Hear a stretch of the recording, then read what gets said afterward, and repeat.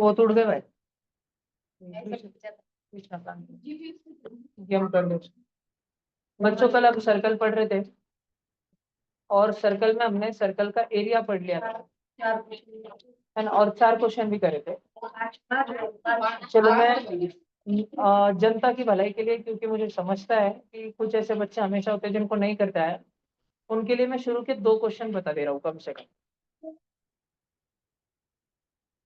शुरू में शायद 2 क्वेश्चन। आवाज नहीं शांत। जब मैं पूछूं वैल्यू वगैरह तब बताना चलो, ठीक है, ध्यान दो। तो शायद पहले वाले में एक में रेडियस 3.5 दिया था, दूसरे में 10.5 दिया था, और हम सर्कल का कल क्या पढ़ रहे थे, एरिया। तो एरिया का फॉर्मूला बताया गया था पाई आर स्क्वायर, जिसमें पाई का स्क्वायर करना नहीं होता है, सिर्फ रेडियस का स्क्वायर करना होता है, तो पाई आर। ठीक है। अब वो सेंटीमीटर रहे मीटर रहे, it does not matter much. अगर अगर सेंटीमीटर में दिया वाला रहे रेडियस, तो एरिया की वैल्यू तुमने लास्ट में सेंटीमीटर स्क्वायर में लिखना। अगर रेडियस मीटर में रहे, जैसे 10.5 शायद मीटर था, तो फिर मीटर का स्क्वायर लिखना। अगर तुम्हारे पास किलोमीटर में रहे रेडियस, तो किलोमीटर का स्क्वायर लिखना। जो भी यूनिट तुम्हें दिया होगा उस यूनिट का स्क्वायर में एरिया लिखना। ध्यान रहे, ठीक है, हमेशा ध्यान रहे। तात्या आगे देखो बोर्ड। तो फिर अपने को अगर ये 3.5 वाले का एरिया निकालना ही है, तो कैसे निकालेंगे। तो पाई की वैल्यू है 22, पाई की वैल्यू नहीं है, पाई की अप्रोक्सीमेटली लगभग लगभग जवळपास वैल्यू है 22/7, और मल्टीप्लाई अपन उसको रेडियस को करते हैं 3.5 से, 3.5 के स्क्वायर से। तो पहली बात तो हर्षद बाबू तुमने ये देखनी चाहिए, पॉइंट के बाद कितने जन है, एक जन। तो इसको हम पॉइंट गायब कर सकते हैं, गायब होगा डायरेक्ट 35, आजकल गायब होगा। गायब ऐसे होता है कि पॉइंट के पीछे जितने जन है ना, उसके नीचे जीरो लगाने और सामने 1 लिख देने। ठीक है। अब देखो मैंने एक ऐसे भी दिया था हर्षद, बाद में 2.82, ये 2.82 का पॉइंट कैसे गायब कर देने का डायरेक्ट, बस कर गायब। और पॉइंट के पीछे कितने जन है, कौन कौन, 8 और 2, तो पीछे जितने पीछे रहते उतने जीरो देने के, 1 लगाने के साथ। ये और ये सेम सेम, कोई फर्क नहीं, बस लिखने का तरीका अलग है। ठीक है, जैसे तू 4 ऐसे भी लिख सकता है, ऐसे भी लिख सकता है, बस इंग्लिश में मराठी में फर्क पड़ता क्या। काका 4 चॉकलेट दिया, काका 4 चॉकलेट दिया, ये कुछ बात है। तो 2.82 और 282/100, वैसे 3.5 और 35/10 ये सेम होता है बेटा, सेम टू सेम। ये वाला भी 35/10, क्योंकि दो तो है ना, और इधर 22/7। ऐसा करने से क्या होता है हर्षद बाबू, देखो 7 1 जा 7, 7 5 जा 35, 7 के पाड़े में आता है 5 जाइए। अब 22 5 जा कितना होता, वो थोड़ा टेबल अगर लर्न रहता अच्छा है। कट भी होता है, वो भी चलता है। ठीक है, बहुत सारे बच्चे कट करना पसंद करेंगे तो वही कर देते हैं अपन। 5 1 जा 5, 5 2 जा 10। अब वो जिधर 1 बना ना, 2 और हर 22 भी जिधर कट। 1 बना ना वो और कट नहीं होता। देख थोड़ी देर पहले यहाँ पे 1 बना, फिर अभी देख हर्षद यहाँ पे 1 बना। जहाँ पे 1 बना उसको कोई कट नहीं करता है, दूसरों को कट करता है। तो 2 1 जा 2, 2 11 जा 22। अब यहाँ पे 1 1 1, अब देख हर्षद थोड़ी देर पहले जो था ना, अब 22 कट चुका है, 22 के जगह कौन बचा, 11। 35 कट चुका है, उसके जगह 5 बचा, 5 भी कट चुका है, उसके जगह 1 बचा है। और दूसरा वाला 35 अभी जिंदा है, ये वाला जिंदा है अभी, है ना जिंदा। पहले वाला 35 मर चुका है। नीचे 7 था, 7 कट के 1 है। नीचे 10 था, कट के 1 हो गया, और नीचे एक दूसरा 10 जिंदा है, इतना। तो अभी चुपचाप मल्टीप्लाई करना, मल्टीप्लीकेशन चल रहा है ना, तो ऊपर ऊपर मल्टीप्लाई होता है और नीचे 385। नीचे मल्टीप्लाई। चाहो तो 5 से कट भी कर सकते हो। ठीक है, बना 1 मिनट। हाँ, यस। नीचे है ना बेटा, जनरली नीचे मैं 10 को काटना पसंद नहीं करता, नीचे कोई दूसरा भैया होता है ना, 10 मैं को उसको काटा लगेच तो काट देता हूँ। पॉइंट देने में थोड़ा प्रॉब्लम हाँ, है। 10 को काटा ना तो बाद में पॉइंट देने में दिक्कत बड़ी हो जाती है। मैं तुमको इधर से देखो 2 अप्रोच है, इसके बाद में 2 टाइप के बच्चे वो 2 अलग सॉल्यूशन कर सकते हैं, तो मैं तुमको दोनों सॉल्यूशन बताता हूँ। फिर जो तुम्हें अच्छा लगे तुम वो चूज करना। एक सॉल्यूशन जिसमें काटा काटी है, हानामारी है, वो वाला देखते हैं अपन।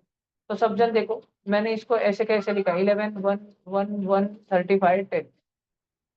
इसके बाद ऑफ कोर्स मुझे समझा कि यार 10 और 35 दोनों के दोनों किसके टेबल में आते हैं, पाई के टेबल में आते हैं। 10 के 5 के टेबल में 10 कब आता, 5 के टेबल में 35 कब आता, 7। अब मल्टीप्लीकेशन बचा 11 1 जा 11 और 11 7 जा 17 और 1 1 जा और 1 2 जा 77/2 इतना बचा। लेकिन आंसर तो पॉइंट में निकालना है, तो अब डिवीजन करना पड़ेगा। फिर ऐसे डिवीजन 77 डिवाइड बाई 2, 2 3 जा 6, 7 में से 6 गया तो 1 बचा और ये 7 नीचे आया। फिर 2 8 जा 16, 17 में 6 गया 1 बचा। फिर 0 था नहीं पर वो बीच नीचे दिया, ऊपर पॉइंट देना पड़ेगा। 2 के टेबल में 10 कब आता, ऊपर 5 -10 हुआ और 0 की। ठीक है, तो आंसर आया 38.5, 77/2 का। एक ही ये तरीका। एक दूसरा तरीका जिसमें मार धाड़ काटा काटी नहीं है, एक ऊपर वाला तरीका था पता क्या, ये वाला सारा, ये ब्लू कलर में मैंने इसको क्लोज कर दिया, बंद कर दिया। अब एक दूसरा तरीका देखो कि हमने काटा कटी करी नहीं, चुपचाप 11 और 1 और 35 को ऊपर के ऊपर मल्टीप्लाई किया और नीचे 1 और 1 और 10 को मल्टीप्लाई किया। 11 1 11, 11 इंटू 35, तो आंसर है 385 और 1 1 जा 1, 1 10 जा 10। अब नीचे 10 बचा 10, 10 में कितने जीरो है, एक जीरो है। 10 में कितने जीरो है, हर्षद इधर 10 में कितने जीरो है, एक जीरो। तो हम जो ऊपर 385 है ना, उसमें हमको पॉइंट ऐसे जगह पे देने का है कि पॉइंट के बाद में एक ही जन रहे। तो 3 और 8 के बीच में अगर मैंने दिया तो पॉइंट के बाद में कितने जन हो गए, वो नहीं चलते, एक ही जन रहे। तो यहाँ पे ले दिया, आंसर आ गया 38.5। वैसे भी आया ऐसे भी आया। जनरली मैं खुद 10 को, अगर नीचे 10 है तो मैं उसको नहीं काटता। मैं जीरो देख के नहीं ऐसे करता कि 10 में जीरो है, जीरो देख दो, नहीं नहीं नहीं। अगर 20 रहा तो 20 को मैं 2 से काटने की कोशिश करता हूँ, उसको 10 बनाने की कोशिश करता हूँ। नीचे अगर 10, नीचे अगर 100, नीचे अगर 1000 रहा तो मैं उसको काटता नहीं हूँ, उसको काटता नहीं हूँ मैं 10 की पावर को, क्योंकि लास्ट में डायरेक्ट 385/10 खपकन दिशी पॉइंट देते आता है। बहुत कैलकुलेशन बचता है, ट्रिमेंडस अमाउंट ऑफ कैलकुलेशन बचता है। ठीक है, उलट नीचे अगर 20 30 40 रहा तो उसको काट कूट के मैं 10 बनाने की कोशिश करता हूँ। नीचे 200 300 400 रहा, उसको काट कूट के 100 बनाने की मैं कोशिश करता हूँ। मैं नीचे हमेशा 10 की पावर 10 100 1000 10,000 लाने की कोशिश किया करता हूँ। उससे बड़े बड़े क्वेश्चन आगे चल के और भविष्य के बड़े बड़े जो कैलकुलेशन है वो बहुत बहुत आसान हो जाते हैं। तो ये लिखना है तुम बच्चों को, तो ये कल लिखा था, राइट, कल हुआ था सबका 38.5 आंसर आया था। फिर भी कोई बच्चा लिखना चाहता है तो 1 मिनट रुकेंगे हम, बोले करता हूँ थोड़ा और बड़ा।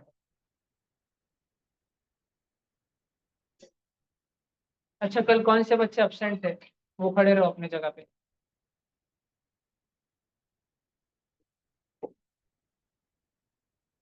प्रिंटर मालूम है, प्रिंटर कंप्यूटर के बाजू में प्रिंटर, उसके ऊपर छड़ी रखे वाली, बोले क्या, लोखंड।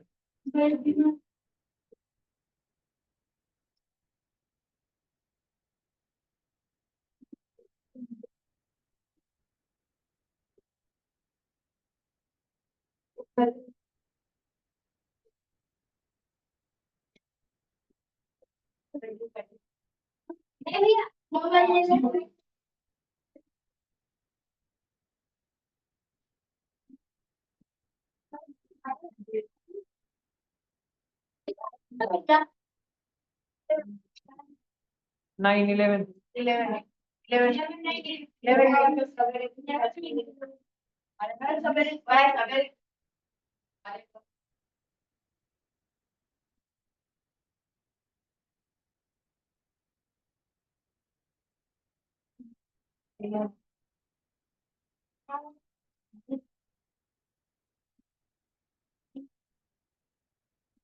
To bad.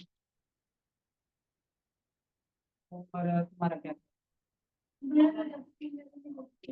एक्टिंग तो कर, बीमार रहेगी गाँव में कितनी मस्त कर रही थ्री सर होने पे मैं छड़ियों से 3 सर एक्टिंग तो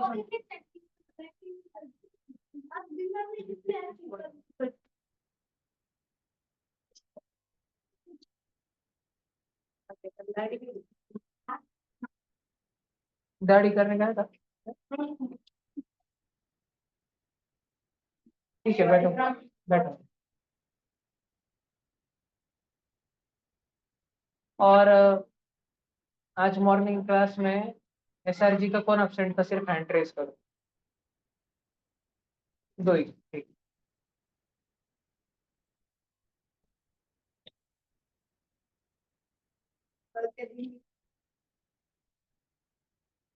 कल से देखते हैं। ये हो गया, सबने लिख लिया जिनको लिखना था। चलो आगे का लिखते हैं अभी। मैंने दो अप्रोच बताए, एक और 30 सेकेंड रुक रहा हूँ मैं, जस्ट इन केस किसी को लिखना है तो, और 30 सेकेंड रुक रहा हूँ, बाकी रिकॉर्डिंग तो पे तो है।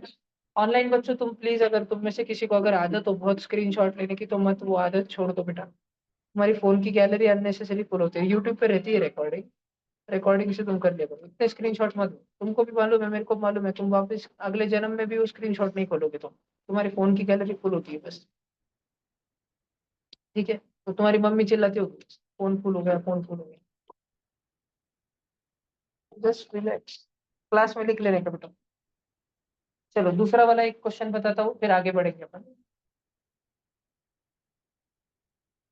तो जो दूसरा क्वेश्चन कल का था उसमें रेडियस बच्चों 10.5 है, हमें वापस एरिया निकालना है। एरिया का formula pi into r into r, और पाई की लगभग लगभग वैल्यू 22/7 है। रेडियस की वैल्यू हमने एज इट इज 10.5 वहां पे रख दी।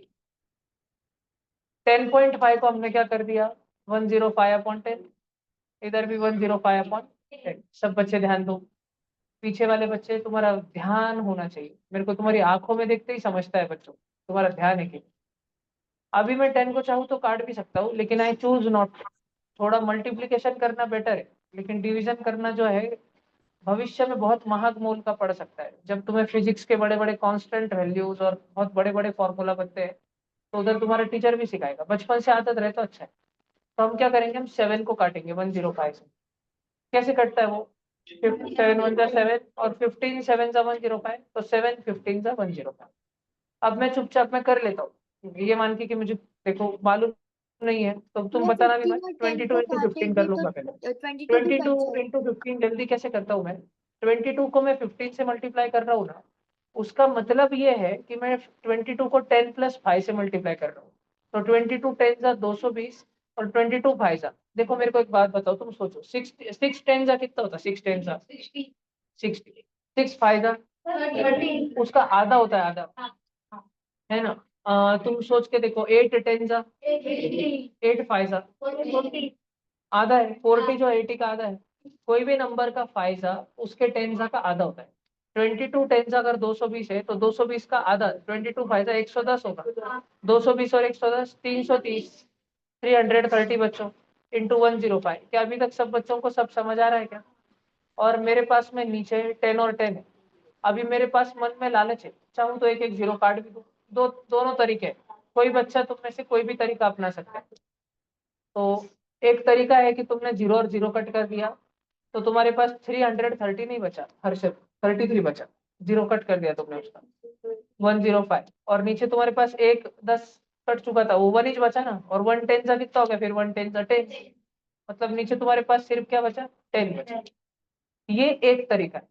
दूसरा तरीका है कि तुमने चुपचाप 330 और 105 का मल्टीप्लीकेशन चालू कर दिया। 5 0 जा 0, 5 3 जा 15, 5 3 जा 15 और 1 16, फिर प्लस लिख दिया, फिर 0 0 0 तो सब जीरो होने वाला था, तो फिर डायरेक्ट 2 प्लस दे दिया, 1 0 जा 0, 1 3 जा 3, 1 3 जा 3, 5 6 4 3, क्या है 3 4 6 5 5, ऊपर का मल्टीप्लीकेशन, और नीचे 10 10 जा 100 आया बच्चों, 10 10 जा 100 आया।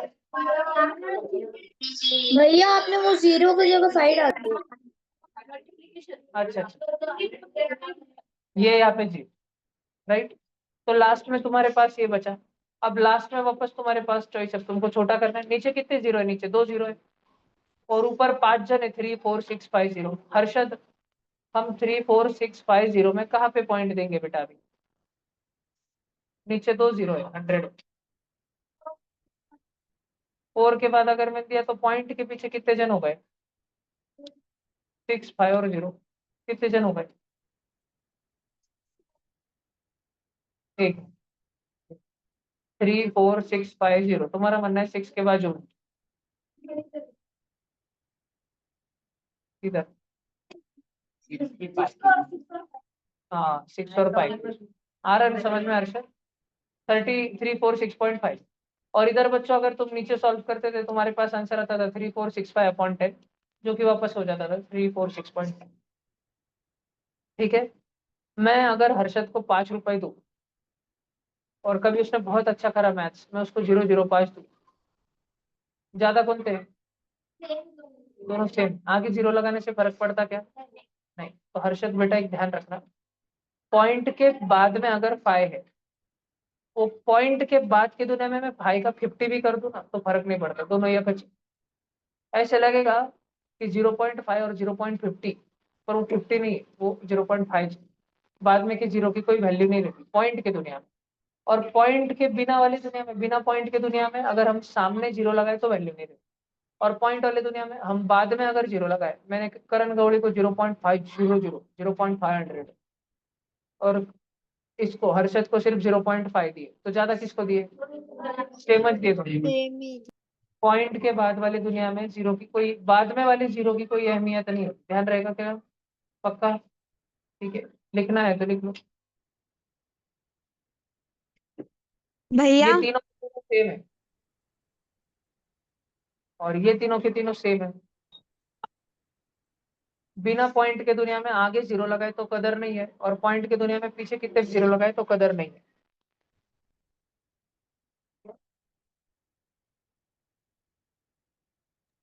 हो गया जी? भैया बोलो जी। मैं मेरे दादी को नीचे छोड़ने आई हूँ तो मेरा वीडियो ऑफ रहेगा। जी जी, ठीक है, ठीक।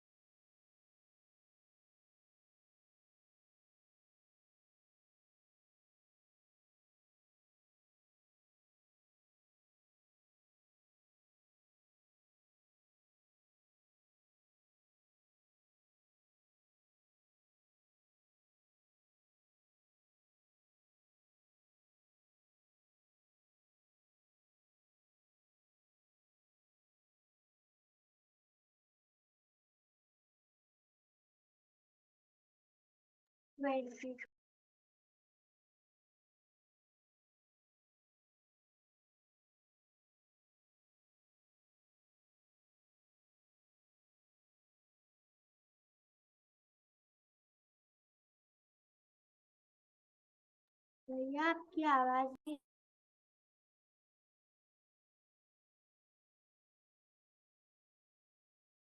सॉरी सॉरी, मेरा माइक ऑफ था, सॉरी सॉरी सॉरी सॉरी, मेरा माइक ऑफ था। अच्छा हिमांशी तूने बोला, नहीं तो पूरा हो जाता था खत्म। हाँ, हम सरकमफरन्स पढ़ रहे हैं, बाउंड्री, सर्कल की बाउंड्री निकालना। म्हणजे अगर हमने एक दोरी ली, दोरी, और इस दोरी को गोल गोल करना चालू किया, ठीक है, इस दोरी को हमने गोल गोल करना चालू किया और इससे पूरा गोल बना दिया, तो कितनी दोरी लगेंगी गोल बनाने में? या फिर अगर हमने एक दोरी से गोल बनाने वाला है, ठीक है, और वो गोल का रेडियस हमको दिया वाला है, रेडियस, तो दोरी कितनी लंबी होगी ये पूछा हमको।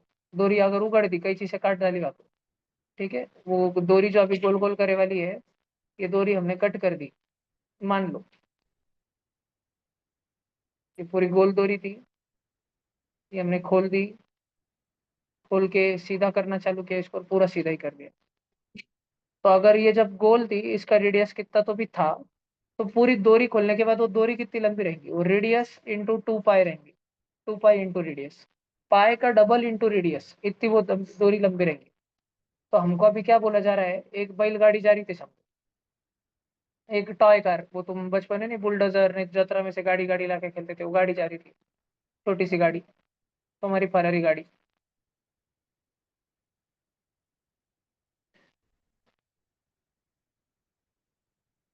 जैसे भी श्लोक दूध की गाड़ी, उस गाड़ी का जो टायर था वो 3.5 सेंटीमीटर का रेडियस था। तो हमको ऐसे क्वेश्चन पूछा था कि अगर वो टायर पे का काला काला रबर अगर हमने तोड़ दिया और वो रबर ऐसा सीधा पूरा फर्शी पे बिछा दिया, ठीक है, जैसे ये एक सर्कल है, इसका रबर यहाँ से तोड़ दिया और इसको रबर का खोलना चालू कर दिया हमने, पूरा रबर खोलना चालू कर दिया और पूरा रबर जो है ऐसे फर्शी पे बिछा दिया, तो कितना बड़ा रहेगा? अगर उसका रेडियस 3.5 है, तो फिर खोलने के बाद और बिछाने के बाद ये कितना लंबा रहेगा? वो प्लास्टिक का आवाज कौन कर रहा है? आता है, मत करा। देख, ये तुम्हें समझ आ रहा है हम पढ़ क्या रहे, वो समझ आ रहा है तुमको? हम ये पढ़ रहे हैं कि सर्कल को फाड़ के अगर फ्लैट करे, अरे बाप आगम ढोले, जय जिनेन्द्र, कैसे हो तुम? मुझे लगा तुमको किडनैप करके लेके गए। बाप रे बाप रे बाप। अच्छे हो क्या तुम? बड़े दिनों बाद दिखे तुम। माय गॉड, ग्रहण लग गया क्या बेटा तुम? स्कूल के एग्जाम हो गए? ओहो। देखो, तो हम ये पढ़ रहे हैं कि अगर फाड़ के सीधा कर दिया तो क्या होगा। तो अब ये कैसे निकलने का है? नीचे वाला ये 2 पाई आर से निकालना, तो देखो हम वही तो कैलकुलेशन कर रहे हैं। 2 लिखा, 2 पाई की लगभग लगभग जो वैल्यू है 22/7 वो लिखी, और रेडियस 3.5 तो उसको 35/10 लिखा। अब कटिंग कुटिंग होनी है, 2 के नीचे कुछ नहीं ना, शुभम भाव शिवम भाव, तो उसके नीचे 1 रहता है, 2 के नीचे, जिसके नीचे कोई नहीं उसके नीचे 1 रहता है। ये हमेशा दिमाग में फिट रखने का, एकदम मल्टीप्लीकेशन के टाइम। और संकल्प भैया की एक आदत है कि जनरली 10 को नहीं छेड़ना, 10, 100, 1000, 10 और 10 के घर वालों को नहीं छेड़ना, ठीक है। इधर देख, 7 1 जा 7, 7 5 जा 35, ये 7 दिखा पाकिस्तानी, और उसका 35, दोनों छुप छुप के ट्रेन से जा रहे थे बेस बदल के, दिखे काट डाले, गेम ओवर। फिर कौन बचा? 2 बचा, 22 बचा और 5 बचा, और नीचे 1 बचा, 1 बचा और 10 बचा। अब एक लकी कॉम्बिनेशन बन रहा है, लकीली, कि 2 और 5, 2 5 जा, और नीचे 10 काट डाले, तो फिर बचा कौन? ऊपर 22 बचा, नीचे 1 1 जा, जिसके नीचे 1 रहता अगर सिर्फ उसको लिखा तो भी चलता, 22 के नीचे 1 था, 22/1, तो सिर्फ 22 लिखा तो भी चलता। और सरकमफरेंस का आंसर यूनिट में ही आता है। एरिया का आंसर किस में आता है? एरिया का आंसर यूनिट स्क्वायर में। अगर तुमको रेडियस जो है सेंटीमीटर में दिया होगा, तो एरिया सेंटीमीटर स्क्वायर में होगा, लेकिन सरकमफरेंस वो सेंटीमीटर में होगा। अगर तुमको रेडियस मीटर में दिया है, तो एरिया मीटर के स्क्वायर में होगा, पर सरकमफरेंस मीटर में होगा। ये भाषण समझ रहे हैं? सबको ध्यान दे रहे हैं सब बच्चे बोर्ड पे अच्छे से? सिद्धेश गुजराती आए क्या आज? भैया एक बार फिर से समझाओ ना, कैसे सॉल्व करना है। और एक एग्जांपल से बताता हूँ, एक सेकंड एग्जांपल लेके वापस बताता हूँ। एक एक लिख तो लो, समझो। वो अच्छा, पहले ये समझ आ रहा है क्या सरकमफेरेंस का मतलब क्या है? ठीक है, तुम्हारे मम्मी की समझो, मम्मी की बांगड़ी छोड़ो, तुम्हारे वो नहीं, तुम कुत्ते के पट्टे बांधते रहते फ्रेंडशिप डे के दिन, बरोबर? तो समझो तुमने, तुम्हारे दोस्त ने तुमको पट्टा बांधा, तुमने उसको पट्टा बांधा, तुमने उसको साखड़ी बांधी, तो उसने तुमको साखड़ी बांधी। मान लो कि एक पट्टा निकाल के तुमने कैंची से काट दिया, एक बैंड निकाल के तुमने काट दिया, और वो तुरंत बिछ जाएगा नीचे फर्शी पे। दिख रहा है ना? इमेजिन हो रहा है, रबर का फ्लेक्सिबल फ्लेक्सिबल है। एक और ऐसे खटकन पूरा नहीं काटना है, एक ही जगह से ऊपर से पकड़ के काटना है, नीचे से रखना है उसको, एक जगह से काटना है। तो खुल जाएगा, फर्शी पे बिछ जाएगा, सो जाएगा पूरा। तो कितना लंबा है? जब वो सर्कल था तो उसका रेडियस समझो 3.5, 3.5 सेंटीमीटर। तो उसको काट के अगर बिछा दिया तो कितना लंबा है? इसको बोलते हैं सर्कमफेरेंस, बाउंड्री। ठीक है, बाउंड्री पे मैच में वो व्हाइट व्हाइट कलर की रस्सी बिछाते हैं, या आईपीएल में उस रस्सी के ऊपर कलर कलर के ट्रायंगल के ब्लॉक्स रख देते हैं पूरे। तो अगर वो सीधा बिछा है तो कितना लंबा रहेगा ऐसा?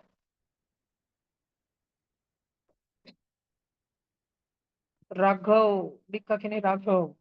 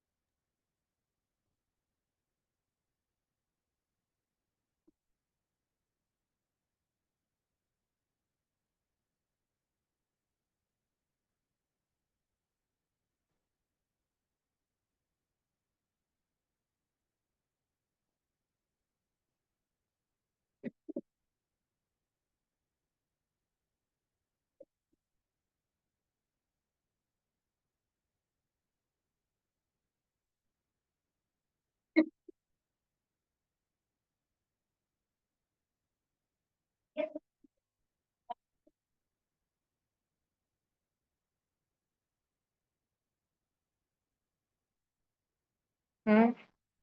हाँ, कर सकते हैं, वही वाला बताने वाला हूँ। अच्छा, ये फोटो देख के तुम्हारे मन में सबसे पहले क्या ख्याल आता है? और दूसरा ख्याल, फूल गोभी के अलावा? नहीं, नीचे का कुछ मत पढ़ो, बस फूल गोभी से क्या ख्याल आता है? गोभी। भैया क्या कॉलीफ्लावर है, कॉलीफ्लावर। कॉलीफ्लावर बता रहे हैं। चलो ठीक है, अब देखते हैं, ये सबने लिख लिया। मैं और एक एग्जांपल समझाता हूँ, वापस से एक समझाता हूँ, ऐसे मान के कि किसी को कुछ समझे नहीं, एकदम इजी। तो सिद्धेश, सिद्धार्थ, साई, सब जन ध्यान देना अच्छे से। सब बच्चे, राघव, सब बच्चे ध्यान देना। ये उड़ा दूं पहले, मिटा दूं क्या सारा? उधर ही रखा है, इधर। और वो 9th के बच्चे, गर्ल्स बैठे हुए हैं। हाँ। आप चाहे तो उधर पीछे बैठ जाओ, उधर 3-4 बॉयज बैठे वाले हैं उसमें। इधर बैठ जाओ। हाँ, भले बैठे जाओ। मोक्षा और वीरू खड़े रहो, इधर आओ जल्दी।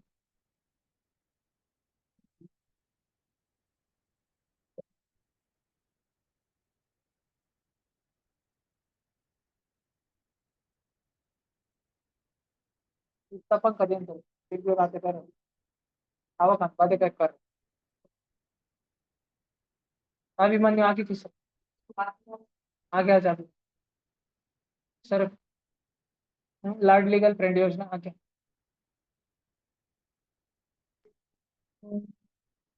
मैं भेजता हूँ आपको, उसमें है क्या OMN 17? आप काउंटिंग कर लो, तब तक मैं आगे कर देता हूँ। आज रिजल्ट बता देता मैं तुमको। देखो अभी अगला वाला अपने पास में 10.5 है, सरकमफेरेंस निकालना है, तो हम 2 πr करेंगे, मल्टीप्लाई करेंगे 2 को। मैं बता रहा हूँ, देख लो एक बार, जिनको देखना है, जिनको आ गया उनको आ गया, बाकी सब बच्चे देख लो। तो 2 को मल्टीप्लाई करना 22/7 से, और उसको मल्टीप्लाई करना रेडियस से। रेडियस 10.5 है, बराबर। अच्छा 2 × 22/7, अब 10.5 अच्छा नहीं लग रहा था, पॉइंट के बाद कितने जन थे? पॉइंट के बाद एक ही जन था, पाए था सिर्फ, तो नीचे 10 दे दिया, जो कट हो रहा था बाकी उसको कट किया। अच्छा 2 के नीचे कुछ नहीं है तो 1 है, भला क्या? 2 के नीचे कुछ नहीं है तो 1 है। और देख, अच्छी जिनके मैथ्स की नजर है, जो मैथ्स में अच्छे बनना चाहते हैं, उनको तुरंत 105 की जगह 15 7 सा दिखना चाहिए। तो 7 और 7 कट नहीं चाहिए सर, नहीं। सब बच्चे इधर देखो, अभी 7 और 7 कट हो गया, बरोबर। और अगर तुम जरा सा ध्यान दो, अच्छी नजर हो वापस से, तो 15 को अपन लिख सकते, 15 बचा ना अभी, 15 को हम 5 3 से लिख सकते हैं, है ना। और नीचे 7 तो कट चुका है, 1 बचा और 10 बचा है। अब किसी भी बच्चे को देखते ही समझ जाएगा कि अरे 2 5 है, 2 5 जा, तो ऊपर 2 5 को मल्टीप्लाई करके 10 बचा, 22 और 3 को वैसे ही रखो, और नीचे भी 10 है, कट गया आंसर। 22 3 जा 66 बचा। और हम निकाल रहे हैं सरकमफेरेंस। तो अगर मान लो कि 10.5 मैंने किलोमीटर में दिया है, तो ये भी 66 किलोमीटर में रहेगा, बरोबर। मान लो श्लोक दूत बड़ा होके मंगल ग्रह पे गया, है ना, धरती पे के साले एलियनों को अपन ने उधर भेज दिया, और श्लोक दूत ने उधर खेती करना चालू कर दी। श्लोक दूत का खेत सर्कल सर्कल के शेप पर है, 10.5 किलोमीटर का रेडियस। सर श्लोक दूत की जिधर तक नजर जा रही थी, उसने अपना एरिया छीन लिया पूरा, 10.5 किलोमीटर, 10 मार लिया। तो श्लोक दूत को कितनी बड़ी तार कंपाउंड लगानी पड़ेगी ताकि दूसरे लोग उसके खेत का माल ना चुरा ले? 66 किलोमीटर लंबी तार कंपाउंड फेंसिंग मारनी पड़ेगी उसको, अपने खेत दिख रहा है क्या, तार लगानी पड़ेगी इतनी बड़ी। अगर उसका खेत 10.5 किलोमीटर का है, तो फेंसिंग उसको 66 किलोमीटर की करनी पड़ेगी, यहाँ से संभाजी नगर और थोड़ा ज्यादा, इतनी बड़ी फेंसिंग। रेडियस रेडियस, समझा क्या? लिख लो जिसको लिखना है। तुम उधर भी जमीन खरीदी कर सकते हो, मून पे, मार्स पे, मून के भाव बढ़ते रहते बोलो। उसकी वेबसाइट है, अथॉरिटी है एक, मून पे, और सन पे भी ओम को भेज देना है। नेक्स्ट वीरेन, थोड़ा आगे सरक, सरक ओमकार आगे, कितनी पीछे अड़चन में बैठे। एक तो भीम भीम को भी बैठते नहीं आ रहा। गर्ल्स आगे सर, कौन थोड़ा, सब जन दिया सर, खिसक खिसक खिसक, सारे गर्ल्स साची, तू तो ज्यादा आगे सर, तू बॉटल बॉटल और आगे कर, और तू आगे सरक साची। चली गई, क्या कर रही? दिल्ली गई थी ना, कितने तारीख को आए वापस? परसों से आए थे। परसों आने के बाद फिर कल क्लास हो सकता था, वो अच्छी मुहूर्त देख के काम। कल दिन क्या थी? जब तक मुहूर्त नहीं तब तक वो पढ़ाई नहीं कर। 1 सेकंड की अच्छी मुहूर्त आती साल में, 1 सेकंड इस पढ़ाई।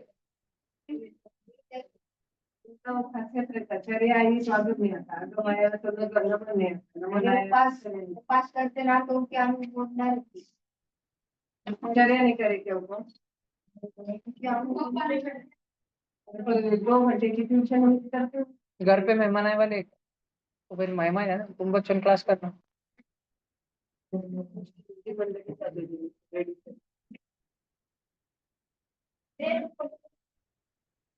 वीरेन नहीं क्या, सारे पार्टियों को उसके मम्मी पापा को भेजता है, रोज ट्यूशन आता है रेगुलर, एक भी दिन छुट्टी नहीं मारी उसने, कितना रेगुलर रहता वीरेन।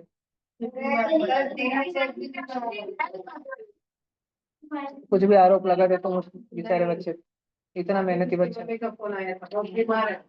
वीरेन इतना सज्जन बच्चा है, वो तो खुद की बर्थडे पार्टी भी नहीं करता, बहुत पढ़ाई करता है। बर्थडे के दिन तो ज्यादा पढ़ाई करता है। क्यों नहीं आ रहा? ये हो गया सबका,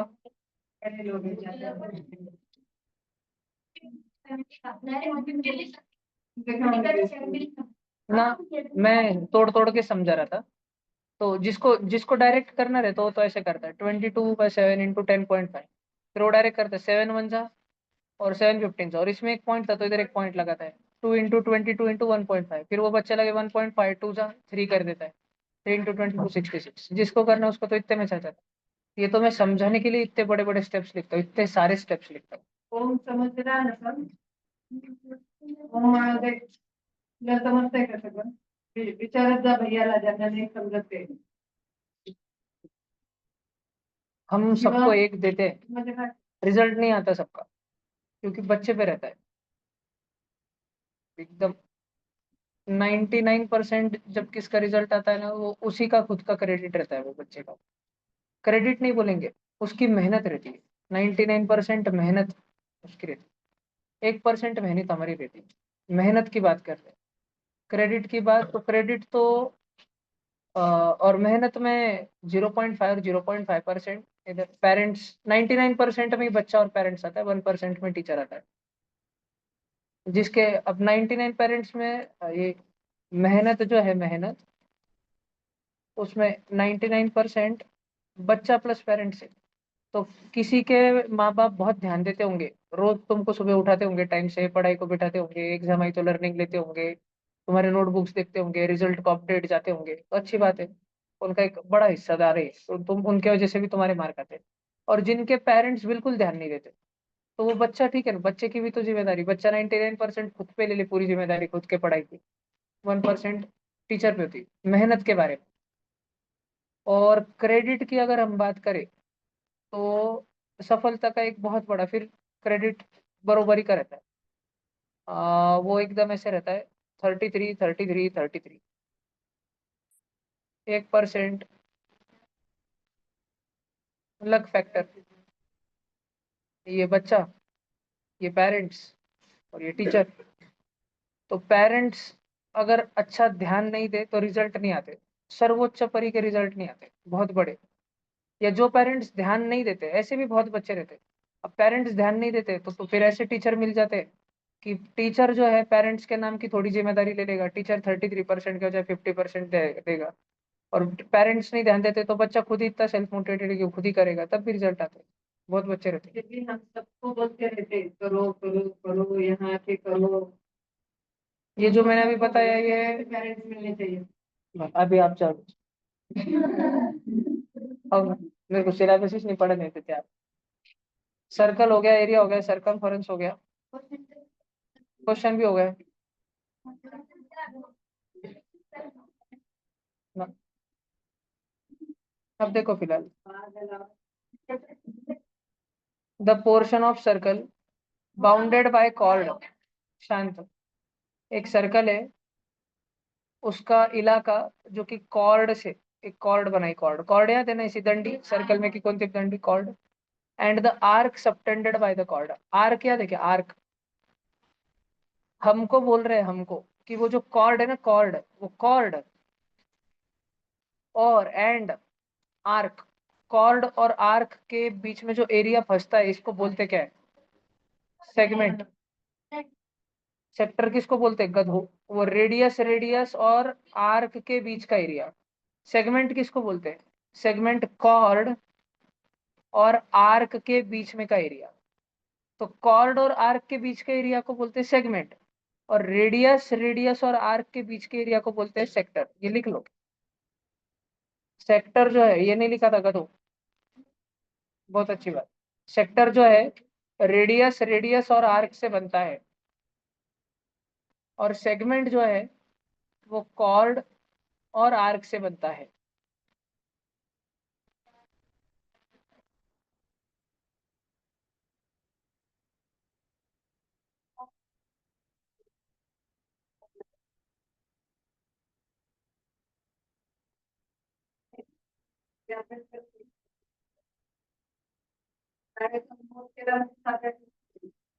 रायटिंग वर्क म्हणजे अभ्यास नसतो कम्प्लिशन, त्याला अभ्यास म्हणत नाही.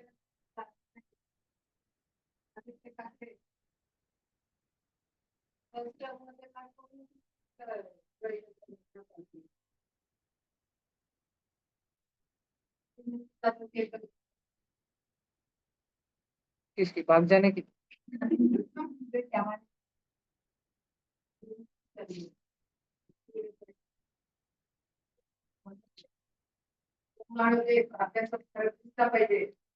साडे 10 फरक होते, रोज वाढत चालले फक्त. उसका ध्यान का बहुत ही बड़ा प्रॉब्लम.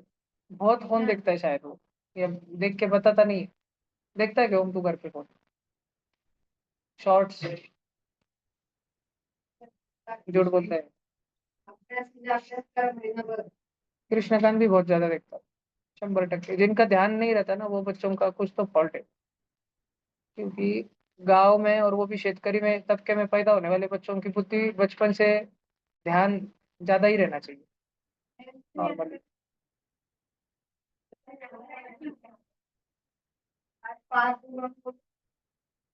पार्थ का तो दुख रहा है. गुरुवांग का भी कलेक्टर बनने वाला है, अभी से घूमने की तैयारी रख रहा है. रोज अलग अलग जगह गाड़ी में वो ड्राइवर लगा के जाते रहता है इंस्पेक्शन के. सोम डीएसओ में. बाप रे. और कौन है चाटे का डीएसओ?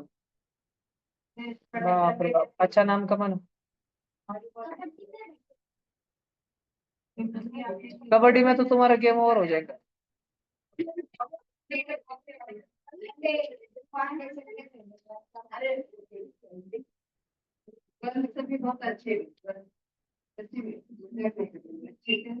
मुक्की है पर सबके सब बात ही नहीं होती. मुक्की है मुक्की. चलो हो गया ये. क्या यार दिया तो कल नहीं ध्यान दिस नहीं. वो भी आई क्या आज? The given shows fruit preferences of people. हमने अलग अलग लोगों को बोला आपको कौन सा फ्रूट पसंद है. एप्पल कितने जनों को पसंद था? 35. ऑरेंज कितने जनों को पसंद था? 30. बनाना कितने जनों को पसंद था? 10. कीवी कितने जनों को पसंद थी? 20. बेरी, बाप रे. ग्रेप्स. अब हमको पूछ क्या रहे, हमें पूछ रहे हैं how many more people prefer. Prefer करना मतलब ज्यादा पसंद करना, उससे ज्यादा प्रेफर करना, ज्यादा पसंद. कमला पसंद नहीं, ज्यादा पसंद. प्रेफर करना.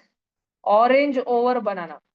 जितने लोगों को बनाना पसंद है उससे कितने ज्यादा लोगों को ऑरेंज पसंद है. ऑरेंज कितनों को पसंद है? 30.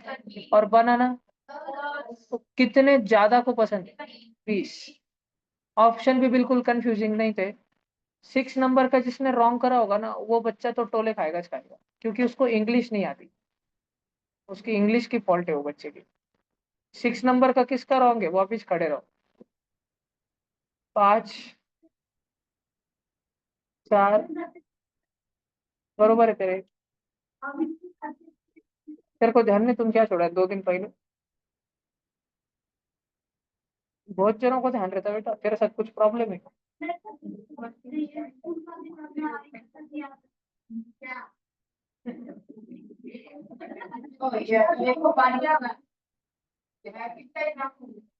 इसका रॉन्ग नहीं ना?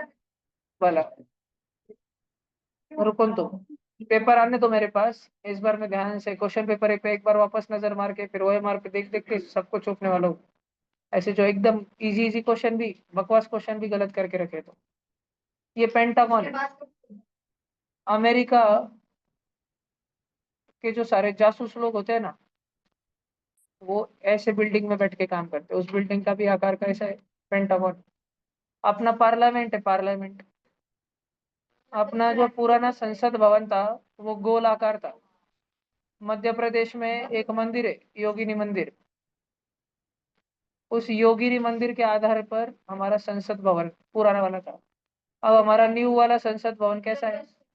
ट्रायंगुलर शेप का है. ट्रायंगल वाली चपाती खाई तुमने कभी? नहीं. अभी हमारा संसद भवन ऐसा ट्रायंगुलर है, त्रिकोण. ठीक है. वहां पे बड़ा सारा अशोक स्तंभ है, बहुत सारा, बहुत बड़ा. सामने सिंह है, सिंह है एकदम, वो चारों सिंह है.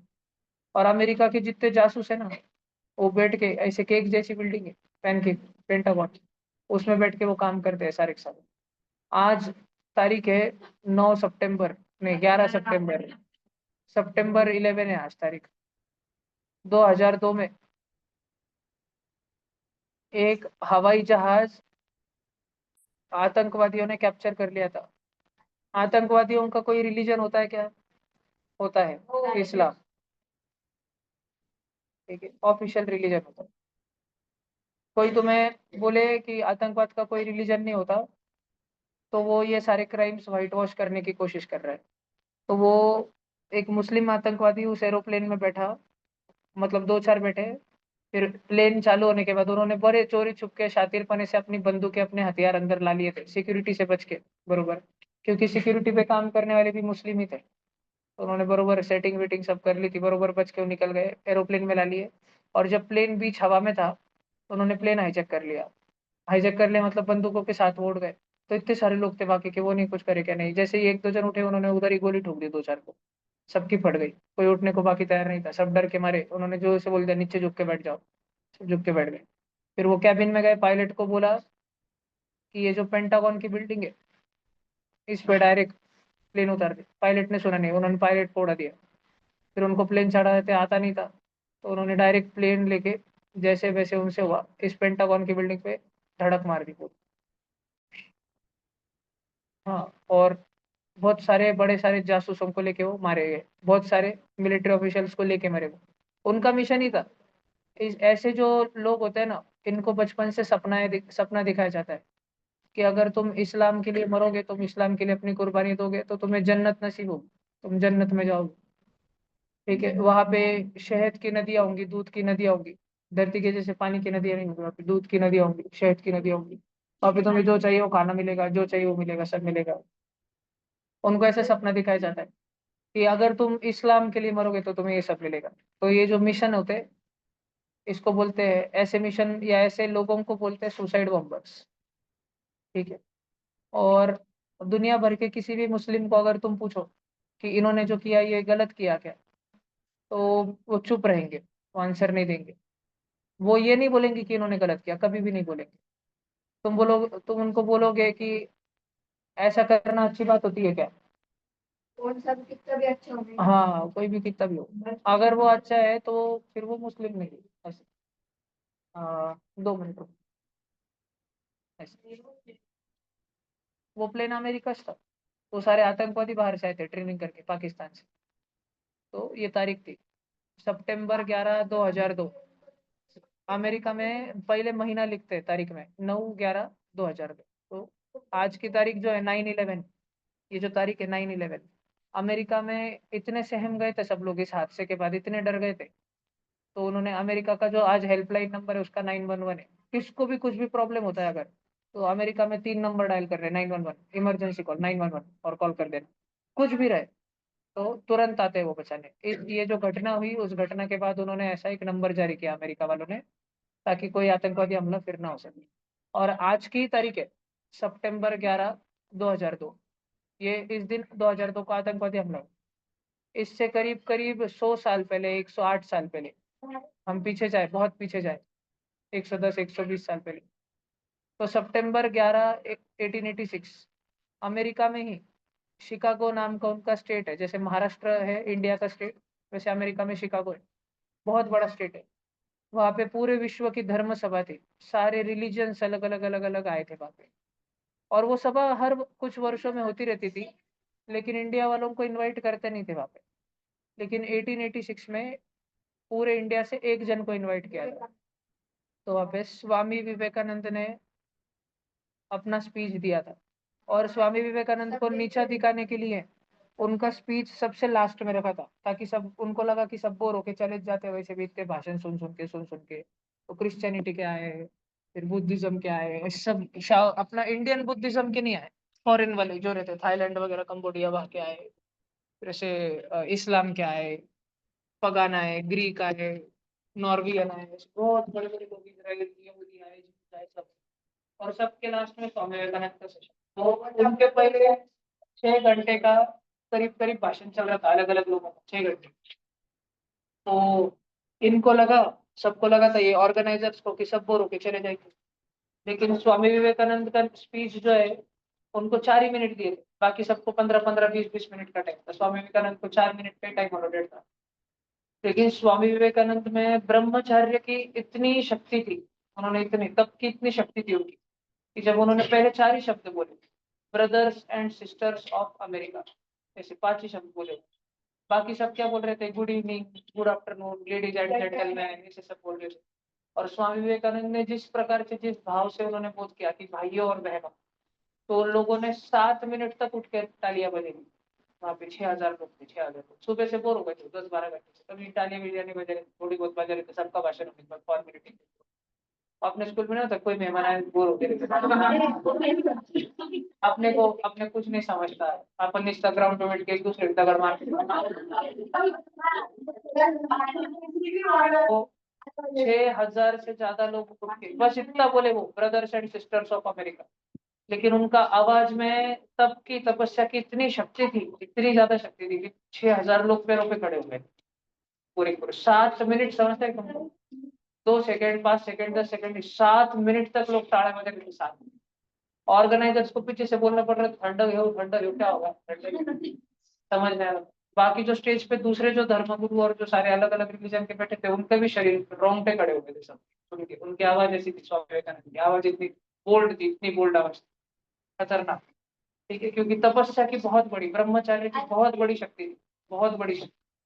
उसके बाद उनका जो 4 मिनट भाषण चलना था, उन्होंने जितना लिख के लाया था उन्होंने उतना ही बोला, लेकिन लोगों की तालियां इतनी ज्यादा थी कि उनका भाषण आधे घंटे तक चला। बोला उन्होंने उसमें 4 ही मिनट, 26 मिनट तक तालियां चल रही। इतना 120 बार लोग खड़े हुए थे, 120 बार, 120 टाइम्स। उसके बाद वो इतने फेमस हुए, अगले दिन न्यूज आर्टिकल में एक भी जगह पे ये आया ही नहीं कि रिलीजन की सभा थी वगैरह, इन्होंने ये भाषण दिया। सब जगह फ्रंट पेज पे 4 पान भर भर के सिर्फ स्वामी विवेकानंद के बारे में लिखा था, हर न्यूज़पेपर में। 2-4 दिन में दुनिया भर में जितने न्यूज़पेपर पहले, 2-4 दिन में दुनिया के एक टॉप से दूसरे टॉप तक सब जगह खबर रही। और फिर स्वामी विवेकानंद को अलग अलग देश में जो उस समय के सबसे अमीर अमीर लोग थे, वो उनके घर पे इनवाइट कर रहे थे। उस समय का जो बिल गेट्स था, उस समय का जो एलन मस्क था, अब उस समय पे एक बहुत बड़े वैज्ञानिक थे, उनका नाम था निकोला टेस्ला। वो नास्तिक लोगों का रिप्रेजेंटेशन करने इस सभा में आए थे कि कोई भगवान नहीं होता, ये बताने के लिए वो इस सभा में आए थे।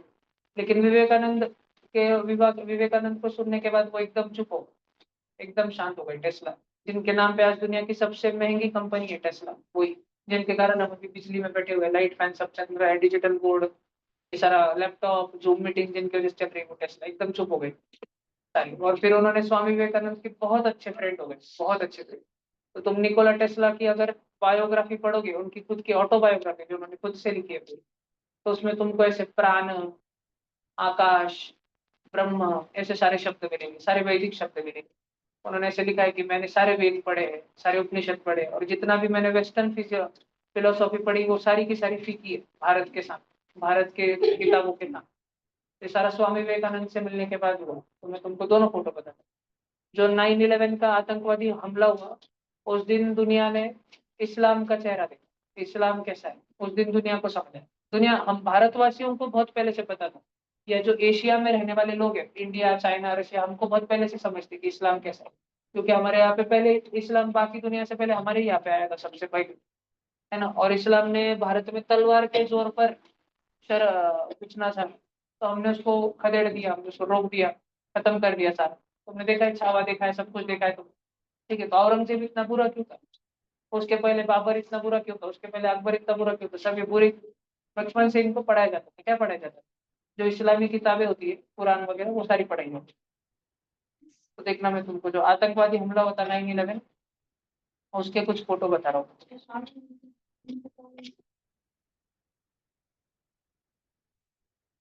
तो ये अभी देखो, ये रियल फोटो है, रियल, कोई एडिटेड एआई फोटो नहीं।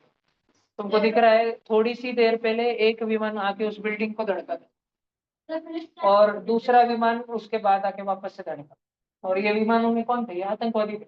उनको खुद की जान की परवाह नहीं, नहीं, उनको बोला जाता है कि अगर तुम अपनी जान दोगे तो तुम्हें जन्नत मिलेगी, ऐसा बचपन से। अब तुम्हें बचपन से पढ़ाया जाता है, धरती बोले, मैं तुम्हें कितना भी समझाने की कोशिश करूँ धरती चपटी, तुम मानोगे क्या? मैं तुमको कितना भी बोलूं सनराइज इन द नॉर्थ, तुम मानोगे क्या? तुम क्या बोलोगे, सनराइज इन द नॉर्थ? तुम कभी तुम कभी खुद से डायरेक्शन देखने गए कि कौन सा नॉर्थ है, कौन सा साउथ है, कौन सा ईस्ट? तुमको मालूम नहीं, तुमको बचपन से पढ़ा वाला है, इसलिए तुमको भरोसा है सनराइज इन द ईस्ट। तुमने किधर उधर लासुट की कोपरे में पार्टी देखी क्या किसी ईस्ट? है ना? तुमको सारे टीचर्स ने गूगल मैप में हो सकता है सबने मिलकर हमने तय किया हो कि बच्चों को झूठ पढ़ाने का है, तुमको मालूम इसमें पढ़ने में हो सकता है ना? पर तुमको बचपन से पढ़ाया गया, तुमको हम भी विश्वास नहीं होगा अभी किताब शब्द दिया कौन? Very good. जिनको होगा उनका माथा विचार करने लायक। जब तुम इस्लाम में जाते हो, इस्लाम में तुम्हारा माथा विचार करने लायक छोड़ा नहीं जाता। अब हम देखते हैं 9/11 शिकागो।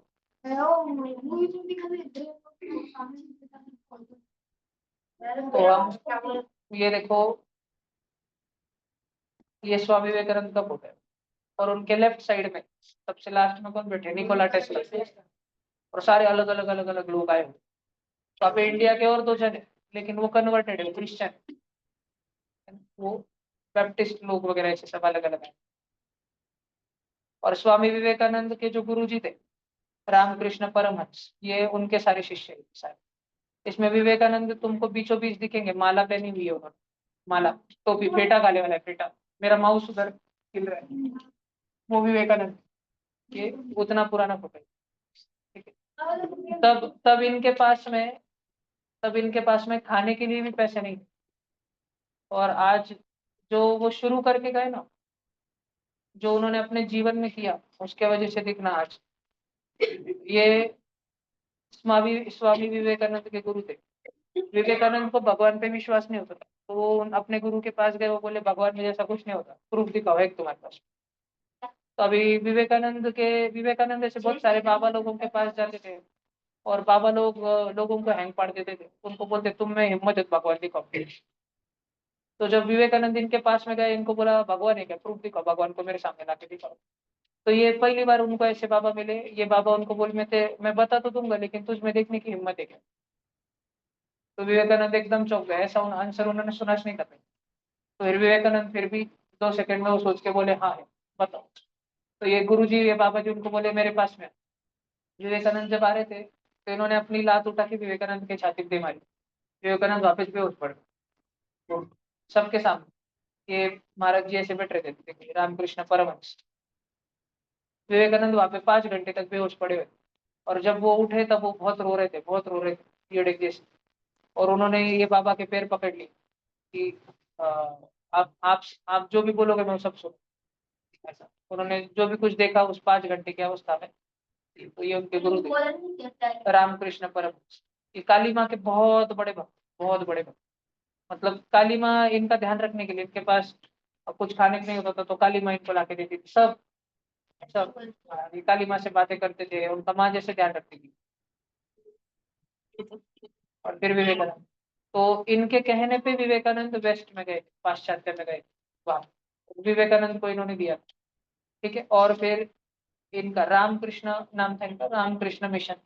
तो जब विवेकानंद, मैंने तुमको गरीबी वाले दिन दिखाया उनके फोटो, और आज रामकृष्ण मिशन जो है पूरे दुनिया में फैले हुए। तो मैं अगर, अब पता नहीं नेटवर्क होगी कि नहीं, पर देख, स्वामी विवेकानंद ने 1 मई 1897 में इसकी स्थापना करी थी, मंदिरों की, ठीक है। अब ये बहुत पूरे दुनिया भर में फैला हुआ है रामकृष्ण मिशन। इनके बहुत बड़े बड़े मठ होते हैं, प्रतिष्ठान होते हैं, बहुत बड़ा है, बहुत ज्यादा बड़ा है। इनके हॉस्पिटल है, इनके स्कूल है, सब। देखो अभी मतलब इनका साल का 1,000 करोड़ तो ये ऐसे ही लोगों को खाना खिलाने में खर्च कर देते, भोजन कराने में, प्रसाद खिलाने में, सबको फ्री फ्री रहता है ना सब कुछ, शिक्षण वगैरह सारा। तो अभी तो ये जीवन में विवेकानंद ये करे, और उन्होंने बोला कि ये उनके डेथ के बाद में 1500 साल तक चलते रहेगा। उन्होंने कुछ भविष्यवाणी भी करी थी विवेकानंद, तो उनके सारी उनकी भविष्यवाणियां सच साबित हुई है, और कुछ साबित होनी बाकी है। मतलब उन्होंने बोला था धीरे धीरे होगा। जैसे उन्होंने भारत के बारे में क्या बोला था, देख, उन्होंने बोला था कि भारत जो है 21st सेंचुरी में, इस शताब्दी में जो है दुनिया का सबसे ताकतवर ताकतवर देश बन के उभरेगा। उन्होंने ये भी बोला था कि देखो, emergence of India as world power. फिर दूसरा बोला था India religion will lead the world. उन्होंने बोला था कि जितने भी ये पाश्चात्य के लोग हैं सारे के सारे, लाखों लोग करोड़ों लोग धीरे धीरे धीरे धीरे धीरे धीरे सारे के सारे सनातन धर्म अपना लेंगे। और ये एग्जैक्टली ये उनके बाकी ना भैया सनातन। हाँ ये हो रहा है। ये देखो एक लिखा है, किसी ने ब्लॉग लिख के रखा है, क्योंकि विवेकानंद ने बहुत सारी किताबें लिखी है। तो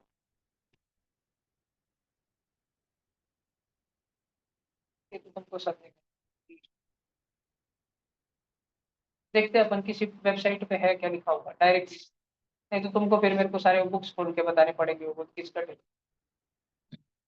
सेम आर्टिकल। उन्होंने तो भारत कब आजाद होगा ये भी बता दिया था। 1897 में जब उन्होंने रामकृष्ण मिशन की स्थापना करी ना, उसी साल अगस्त महीने के एक स्पीच में उन्होंने बोला कि ठीक 50 साल बाद भारत आजाद हो जाएगा, ठीक 50 साल में। और फिर और 15 अगस्त 1947 को आजाद हो गया भारत। विवेकानंद का भी नाम नरेंद्र था बचपन में। 12 जनवरी को उनका जन्म हुआ था। बहुत ही स्ट्रॉन्ग पर्सनैलिटी, बहुत ही ज्यादा, अतिशय ध्यान की शक्ति, बहुत ज्यादा। बचपन में उस समय भारत में ध्यान लगाना ये घरों घरों में कॉमन था। सब लोग शाम के समय में बैठ के, जैसे शाम में घर में आरती होती है, मम्मी दिया जलाती है ना, थोड़ी सी घंटी बजाती है, होता है ना शाम के समय। शाम के समय बोलते हैं सोना नहीं चाहिए, उठ के बैठ। बहुत भाषण सुना है तुमने मम्मी का, झोपायचं नाही संध्याकाळची वेळ उठून बस, है ना। तो शाम के समय उस जमाने में सबके घर में ध्यान लगाया जाता था शाम के समय। शाम के 6 बजे 7 बजे संध्या वंदना होती थी, और फिर सबके घर में थोड़ा सा भजन वगैरह होना, भगवान का नाम लेना, ध्यान लगा कर बैठना। तो विवेकानंद 5-5 6-6 घंटे ध्यान में रहते। उनको मतलब सुध ही नहीं रहती थी, अपने रूम में जाके बैठते थे, उनके मम्मी पापा नीचे सब काम में रहते थे, खाना एक बार उन्होंने भोजन करने के लिए जल्दी तो ऐसे बैठ जाते थे। देखो ये विवेकानंद की ओरिजिनल फोटो है, ओरिजिनल। टीचर बीच वाले विवेकानंद, ये तो पीयूष जैसे दिखते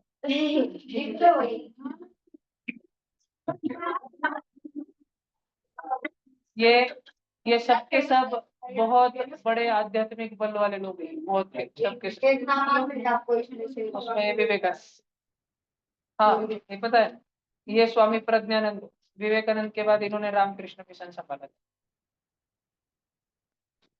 फिर एक स्वामी अभिज्ञानंद है, उसका उनका इस फोटो में नहीं था। भाई ये कौन है? ये कौन है? कल चुका है। भैया नीचे कौन है? नीचे निकाल। ये कौन है भैया? भैया नीचे नीचे नीचे निकाल। ये बाबा जी तो ऐसे गूगल का फोटो है, काशी के किसी घाट पे बैठे हुए हो। भैया रिजल्ट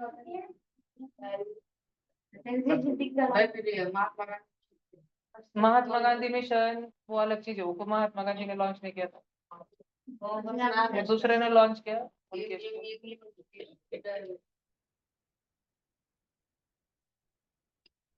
अभी इसमें ना एक, मैंने बचपन में इतने बुक्स वगैरह सब पढ़े हैं।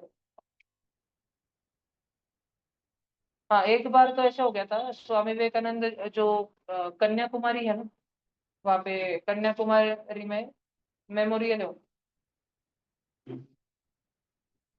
तो समुद्र, वो स्वामी विवेकानंद समुद्र में छलांग लगाए, स्विमिंग करते करते 1 किलोमीटर दूर तक वो गए समुद्र में। तो सब लोग चिल्ला रहे थे, तो उनको लगा ये डूब जाएगा, इतने गहरे समुद्र में इतने विशाल लहरें आ रही है, उसमें ये कूद गया और इस पत्थर की शिला पे जाकर वो बैठ गए वहाँ। ये पत्थर अभी इधर मंदिर, अभी इधर बाद में मंदिर बना लिया गया है, एक ध्यान केंद्र बना दिया गया है। इस पत्थर पे जाके वो बैठ गए, पहले केवल पत्थर था, शिला थी एक बड़ी। और वहां पे वो 3 दिन तक बैठे हुए थे ध्यान, 3 दिन तक बिना हिले डुले, बिना कोई सुसु पोटी कुछ नहीं, एकदम, क्योंकि वो योगी है, उनके शरीर ऑलरेडी स्वच्छ रहते हैं, ठीक है, अंदर से बाहर से पूरे स्वच्छ रहते हैं शरीर, ठीक है। तो इस शिला पर वो बैठे होते 3 दिनों तक, और वो भूतकाल में चले गए। करीब करीब 5-6 हजार साल पहले का भारत कैसा था, वहां से लेकर उन्होंने सारा भारत का इतिहास देखा, सब कुछ देखा उन्होंने। आप अपने ध्यान की, जब उनके साथ ऐसे अनुभव होते थे, क्योंकि वो अपने गुरु से मिल गए, गुरु से मिलने के बाद ऐसी चीजें होती जो आध्यात्मिक गुरु होता है तुम्हारा, है ना। गुरु पूर्णिमा के दिन इसलिए तुम मेरे पैर पड़ते हो, मैं तुमको बोलता हूँ नहीं नहीं नहीं नहीं, क्योंकि मैं गुरु नहीं, मैं 5 सितंबर टीचर्स डे कर सकता हूँ, मैं टीचर गुरु नहीं। गुरु वो होता है जो भगवान के समीप लेके जाता है उसको, बहुत बड़ा आध्यात्मिक बल होता है गुरु का। तो यहाँ पर वो 3 दिन तक बैठे हुए थे, उन्होंने सब देखा, पूरा भारत, पूरा भूतकाल देखा उन्होंने, भारत का सब कुछ अपने आंखों में जैसे का वैसा। ध्यान की इतनी शक्ति होती है, बहुत ही ज्यादा शक्ति होती है ध्यान। और फिर बाद में उन्होंने पूरी दुनिया ही बदल दी। विवेकानंद वहां पर थे, तो लोग जाने के बाद ये ऐसी जो जगह होती है बहुत पावरफुल रहती है, बहुत पावरफुल। ऐसे ही मैं तुमको और एक बताता हूँ।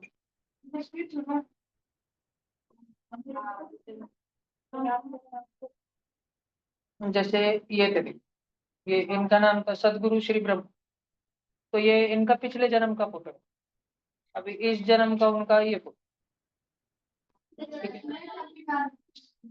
तो इनके मतलब इनको अब कैसे कंफर्म है इनके पिछले जन्म का फोटो यही थे वो व्यक्ति।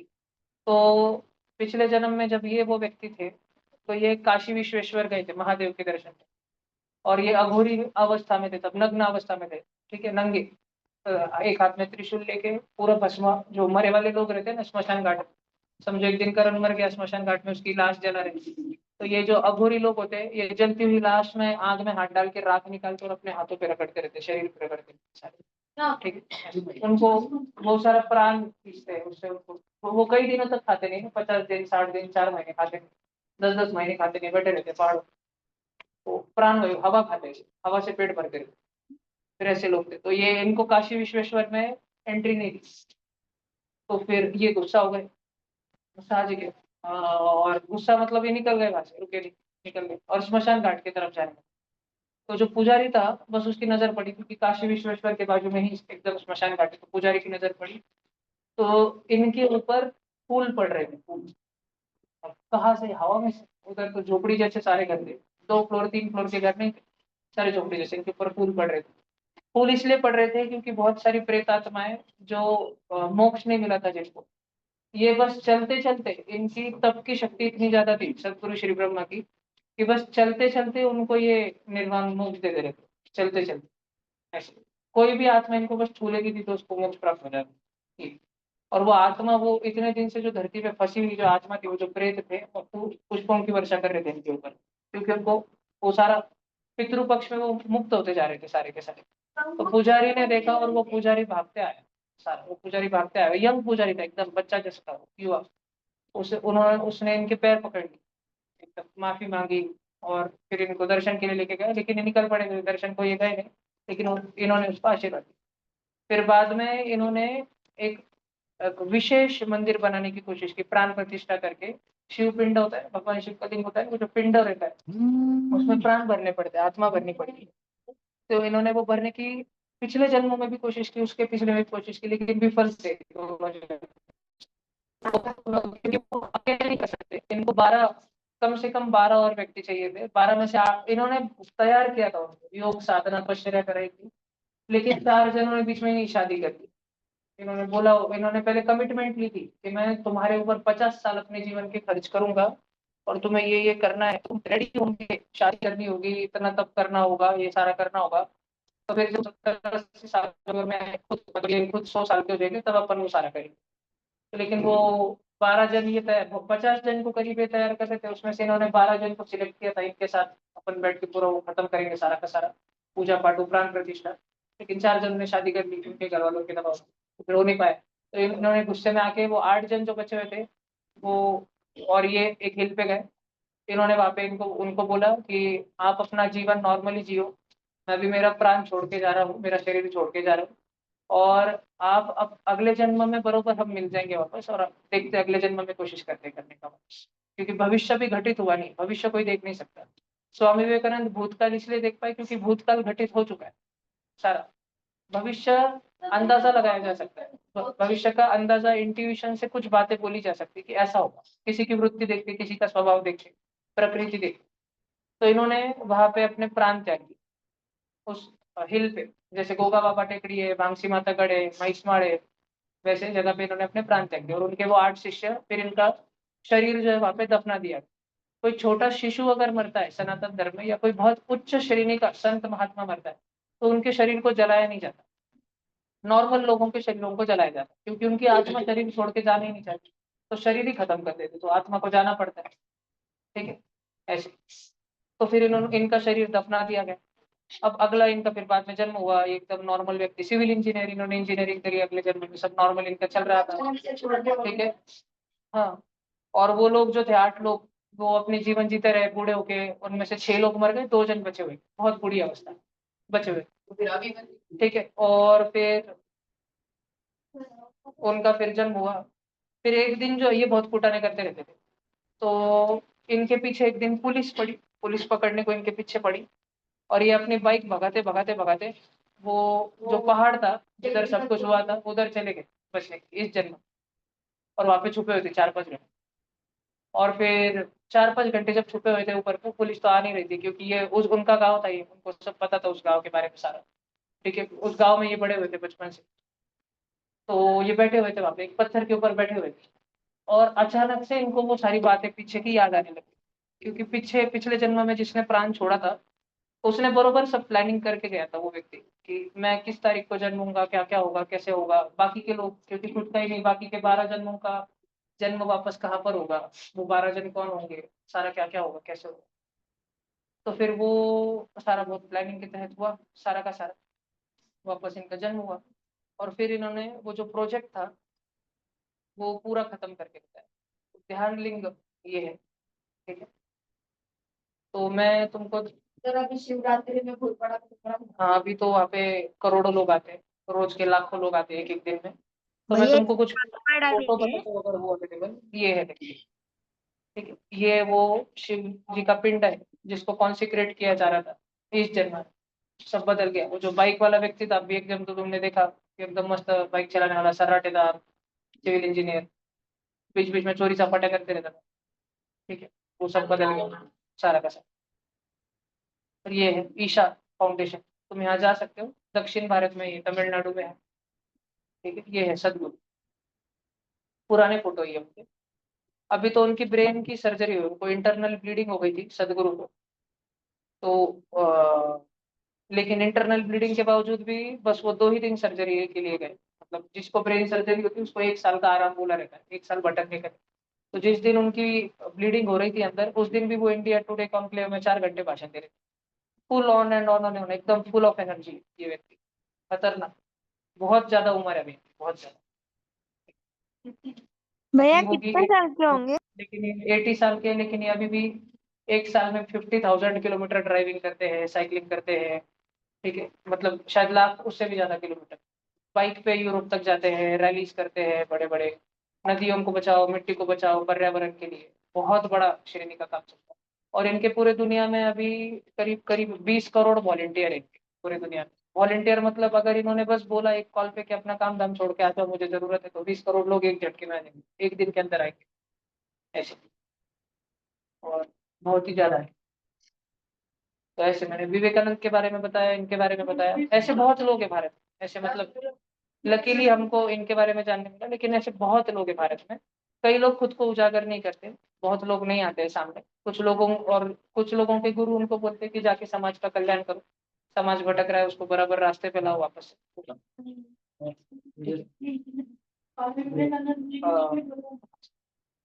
समझा? तो और देखो, एक एक तरफ ये है और दूसरे तरफ है ये।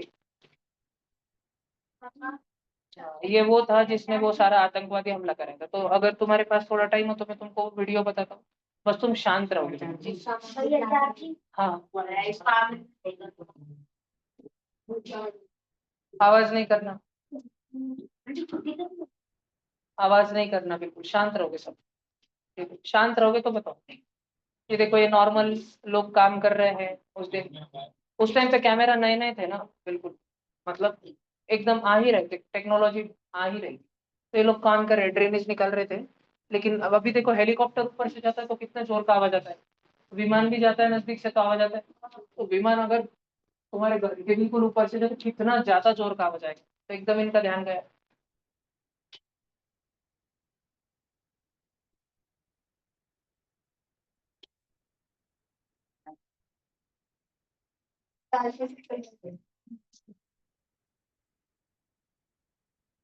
ये पहला विमान था, सुबह 8:30 बजे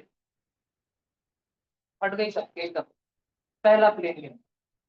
ऐसे उन आतंकवादियों ने अमेरिका में करीब करीब 10 लोकेशन ठहरा के रखी थी, 10। लेकिन 10 में से वो सिर्फ 7 जगह पे ही सक्सेसफुल हो पाए। 3 जगह अच्छा तो नहीं बोल रहा हूँ, 3 जगह पे इसलिए नहीं हो पाए क्योंकि वो प्लेन के जो यात्री थे, 3 प्लेन के, उनको पता था हम मरने तो वाले ही हैं, तो इनको सफल क्यों हो रहे। तो वो सारे के सारे जो अंदर के पैसेंजर थे, बहुत जन मर गए उसमें से। अंदर प्लेन में क्या हुआ हमें पूरा नहीं पता, रिकॉर्डिंग है कुछ अंदर की। तो झपट्टा उन्होंने आतंकवादियों पे हमले ही कर दिया, अंदर सबके सब उठ के, क्योंकि पायलट मर चुका था, प्लेन वैसे भी नीचे ही जा रहा था, धीरे धीरे हाइट कम होती जा रही थी। तो उनको मालूम था वैसे मरने वाले प्लेन को मरने मारने। तो जैसे एक प्लेन जो है, अमेरिका के जो राष्ट्रपति है वो व्हाइट हाउस में रहते हैं, उस पे राष्ट्रपति को मारने के लिए एक प्लेन व्हाइट हाउस पे गिरने वाला था। तो वो प्लेन जो जाने वाला था वो 2 किलोमीटर पहले ही गिर गया, क्योंकि उधर के लोगों ने वो प्लेन आतंकवादियों को धर दबोच लिया अंदर, चारों पांचों को बहुत मारा। 50 लोग भी पैसेंजर भी मारे गए होंगे, अंदर इतनी गोलियां चली होंगी। लेकिन जो और 150 पैसेंजर थे उन्होंने धर दबोचा, उनको बहुत मारा, और प्लेन आउट ऑफ कंट्रोल था, धड़ तक क्रैश। ठीक है, राष्ट्रपति बचे। ये अमेरिका के राष्ट्रपति थे उस समय, जॉर्ज बुश। ये उस समय स्कूल में भाषण दे रहे थे बच्चों को, तुम जैसे ही बच्चों को, स्कूल में गैदरिंग चल रही थी 11 सितंबर, स्वामी विवेकानंद के ही बारे में ये लकी थी, उस दिन बोल रहे थे बच्चों को बैठ के। और अचानक से, क्योंकि ये वहां पर बोल रहे थे, और इनका जो अब बाहर जो होता है, प्रेसिडेंट को हमेशा, मोदी जी कभी भी जाते हैं विदेश यात्रा पर, तो उनको पल पल की खबर अपडेट रहती है। पल पल की कुछ भी हुआ भारत में, पहली खबर मोदी जी के पास पहुंचती तुरंत। जिसके पास पहुंची तुरंत पीएमओ में जाती है, प्राइम मिनिस्टर प्रोमिस में, है ना। प्राइम मिनिस्टर हमेशा अपडेट रहता है। तो ये जैसे देखो, ये बच्चों से बात कर रहे थे, है ना, शिकागो में ये बात कर रहे थे उस दिन बच्चों से। आवाज क्यों आएगी भाई, फोटोज है ये सारी, नेशनल जियोग्राफिक के डॉक्यूमेंट। ये बात कर रहे थे, स्कूल में थे उस टाइम। और फिर इनका बॉडीगार्ड एकदम से 2-3 जनों को मालूम पड़ा, बॉडीगार्ड हलूस से आके, पहले उन्होंने कंफर्म किया सच में ऐसा हुआ है क्या, 2 प्लेन धड़क गए। फिर हलूच आके इनको आके बोला ये देखो 2 प्लेन धड़क गए। उस बिल्डिंग में ना केवल वो लोग जो उस फ्लोर पे थे और उन फ्लोरों पे थे वो मरे, वो पूरी बिल्डिंग का इंफ्रास्ट्रक्चर कोलैप्स हो गया था। पूरी बिल्डिंग टूट के कुछ देर में गिर गई। तो हजारों लोग एक झटके में मरे थे, हजारों लोग, सारे के सारे जो ऊपर के, मतलब तुम ऐसे विजुअल देखोगे ध्यान से, ऐसे प्रॉपर फोटोज वीडियोज है कि लोग, दूसरा प्लेन जा रहा था उससे बचने के लिए लोग खिड़की से कूद गए और वो नीचे, मतलब गिर के रास्ते पे गिर के मर गए, इतने ऊंचाई से लोग, उनके पूरे वीडियोज है प्रॉपर। तो बहुत भयावह है। ये तो बस मैंने ट्विन टावर का वीडियो दिखाया, ऐसा था। और ये जो आतंकवादी था, इसका नाम था ओसामा बिन लादेन। ठीक है, ये इंजीनियर था। तो जो लोग बोलते हैं कि मुस्लिम, अगर पढ़े लिखे लोग ऐसे नहीं करते, जो अनपढ़ मुस्लिम होते हैं वही ऐसे करते हैं, ऐसे कुछ नहीं होता। ये तो इंजीनियर था, और इसकी फैमिली जो है वो एकदम रॉयल लॉर्ड थी सऊदी अरेबिया की। शेख लोग रहते हैं ना एकदम पैसे वाले फुल, इसकी फैमिली तो पेट्रोल डीजल वो सारा सेल करना, वो सारा काम करती थी, बहुत अमीर थी। बहुत गंदा मारा था। तो ये 12 साल तक छुपा हुआ था। किधर, पाकिस्तान, बस अबोटाबाद पाकिस्तान में 2011 में इसको पकड़ के अमेरिकन मारा। और इसकी लाश को बाद में, अब अगर ये इसकी लाश को खुले में रखते थे तो दफन कर देते थे, नीचे डाल देते थे सारा, वो मुसलमान जो है उसके ऊपर ये सारा नमाज वगैरह अदा करते थे। तो इसकी लाश को उठा के समुद्र में फेंक दिया, गहरे समुद्र, मालूम भी नहीं पड़ा किसको किधर फेंका, मछलियों ने खा लिया, फेंक डाले इसकी लाश। ठीक है। अब उसका, जब उसको पकड़ने आए थे तो पहले उसने अपने, 3 बीवियां थी उसकी, उसने तीनों बीवियों को पकड़ के, पहले उसकी बीवियों को टोक दिया था। तो उसने बचने के लिए अपनी बीवियों को पकड़ लिया। फिर उसका जो बच्चा था वो भागा दूसरे रूम में, ये इसको जब पकड़ने गए सारे, रात में ऑपरेशन हुआ था सारे, हेलीकॉप्टर जैसे उरी द सर्जिकल स्ट्राइक देखा है तुमने, सही प्रॉपर एकदम वैसा हुआ, उससे पता है। तो उसका, फिर उसका जो खुद का बच्चा था, इसने उसको जाके पकड़ लिया, उसको ठोक दिया, फिर इसको दर्द पहुंचा, उधर ठोक दिया। इतनी प्लानिंग करी थी अमेरिका ने इसको तबियत से ठोकने की। जब इसको ठोका तब बराक ओबामा था, कांच नकल तो होने वाला था, तो एक पाकिस्तान में मिला। और अमेरिका देखो, जिस पाकिस्तान ने इतना आतंकवादियों को ट्रेनिंग देके इतने सारे, 9/11 में कितने अमेरिका मरे, डेथ डेथ तो अगर तुम देखो तो करीब करीब 3,000 लोग, बस 4 कम थे, 3,000, इतने लोग मरे। उस दिन तो कुछ कुछ ऐसे लोग थे जो ये ट्विन टावर में जिनका ऑफिस था, और इस दिन वो काम को लेट हो गए थे, वो नीचे गाड़ी चला रहे थे जब आके प्लेन काटा। अगर वो घर से 5 मिनट पहले निकले होते, उनके घर पे वाइफ से झगड़े हुए थे, तेरे वजह से मेरे को लेट हो गया ऑफिस, आज बहुत डांटेगा। और अगर वो 5 मिनट, अगर वो उस दिन टाइम पे पहुंच गए होते ऑफिस, तो वो मर चुके रहते। उसको तो 4 बच्चे थे। तो एकदम क्या, किसको 4 पीस, 4 कैसे पीस, 2 बिल्डिंग है।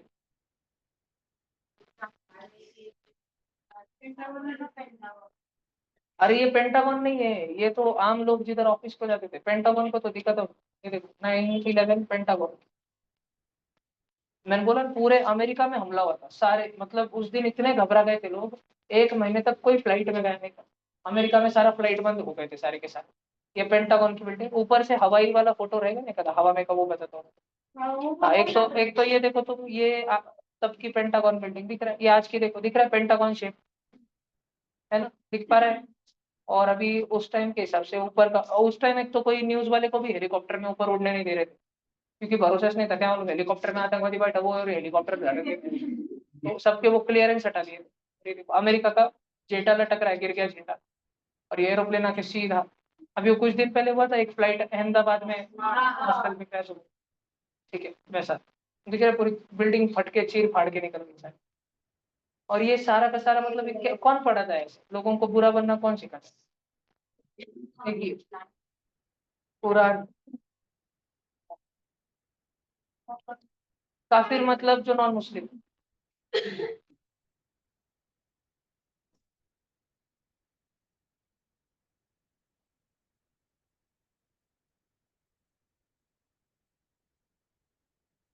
देखो अभी अपन देखते हैं कुछ हो अगर अपने पास, पुराना है क्या अपडेटेड?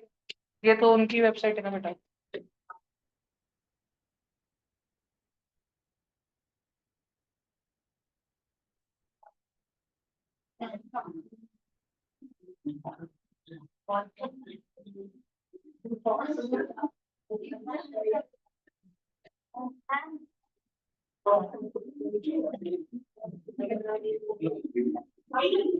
क्या लिखा है? और बट इक्वल्स टू अल्लाह। देखो ये जैसे उनके बुक में लिखा है कि जहां भी तुम गैर मुसलमानों को पाओ और तुम्हारी संख्या ज्यादा उनकी संख्या कम, उन्हें मार डालो। ठीक है, fight them until there is no more फितना, मतलब उनको तब तक मारो जब तक, इतना काटो उनको कि वो बचे ही ना। हम हमारे बारे में बात चल रही, हमें इतना मारा जाए कि हम बचे ही ना, जन्नत में। क्या की जन्नत है? ऐसा कुछ है। भैया ऐसा कौन सा इंडिया का स्टेट है जो पहले एकदम तो जब जब वो भारत में आए थे ना बच्चों, तो वो तो इतना बुरा था। पूरी हिस्ट्री देख भैया। ये दुनिया की सबसे बुरी चीज अगर कुछ हुई थी तो वो ये थी, मतलब सबसे ज्यादा क्रूर, भारत में जब इस्लाम आया था।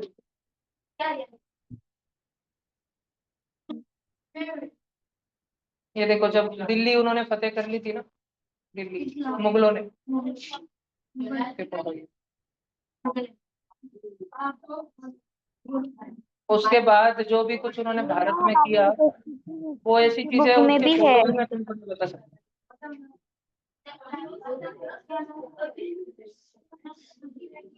जैसे पहले तो उन्होंने सबसे पहले अफगानिस्तान में भगवान बुद्ध की बहुत ज्यादा प्रतिमाएं थी, वो सारी फोड़ दी सारी। मैंने तुमको वो दिखाया था ना, पहाड़ में जो भगवान बुद्ध की प्रतिमा थी, उसको बॉम्ब लगा के पूरा उड़ा दिया था। फिर जब हमारे ऋषि मुनियों को मारते थे वो सारा, मतलब हमारे ऋषि मुनि कोई फट्टू नहीं थे कि उनको देख के डर के भाग जाते थे। इस्लाम के जो लोग यहाँ पर पहले पहले जो आने ना, उन्होंने हमारे बारे में ये लिखा कि हम पूरी दुनिया को काबिज करने गए, लेकिन हमें सिर्फ ये हिंदू ऐसे मिले जो इनको मौत का डर नहीं। क्योंकि मैं तुमको जैसे दिखा तो मौत से क्या डरना, हम अगले जन्म में तो आने ही वाले हैं। हम मरते थोड़ी, हमारे शरीर मरता है, हमारा थोड़ी, वो तो शरीर है बस, हम तो अंदर है, हम थोड़ी ना मरते। तो हिंदू लोगों में शत्रुबोध और स्वयं बोध इतना था, हम डरते ही नहीं थे, मौत से तो डरते ही नहीं थे। तो हमारे ऋषि मुनियों के पास जो भी कुछ रहता था, जब अंदेशा होता था कि हम खुद को मारने आ रहे हैं ना, तब भी हम झगड़ते थे। हमको ऐसे जो तुम्हें बताया जाता है आध्यात्म में, शांति से बैठो। गांधी जी जो बोलते हैं किसी ने तुम्हें थप्पड़ मारा तो तुम्हें पलट के नहीं बोलना चाहिए, तुम्हें दूसरा गाल आगे करना चाहिए, हम ऐसे कोई नपुंसक लोग नहीं थे। ठीक है, हम बहुत जबरदस्त लड़ते थे। ठीक है, मतलब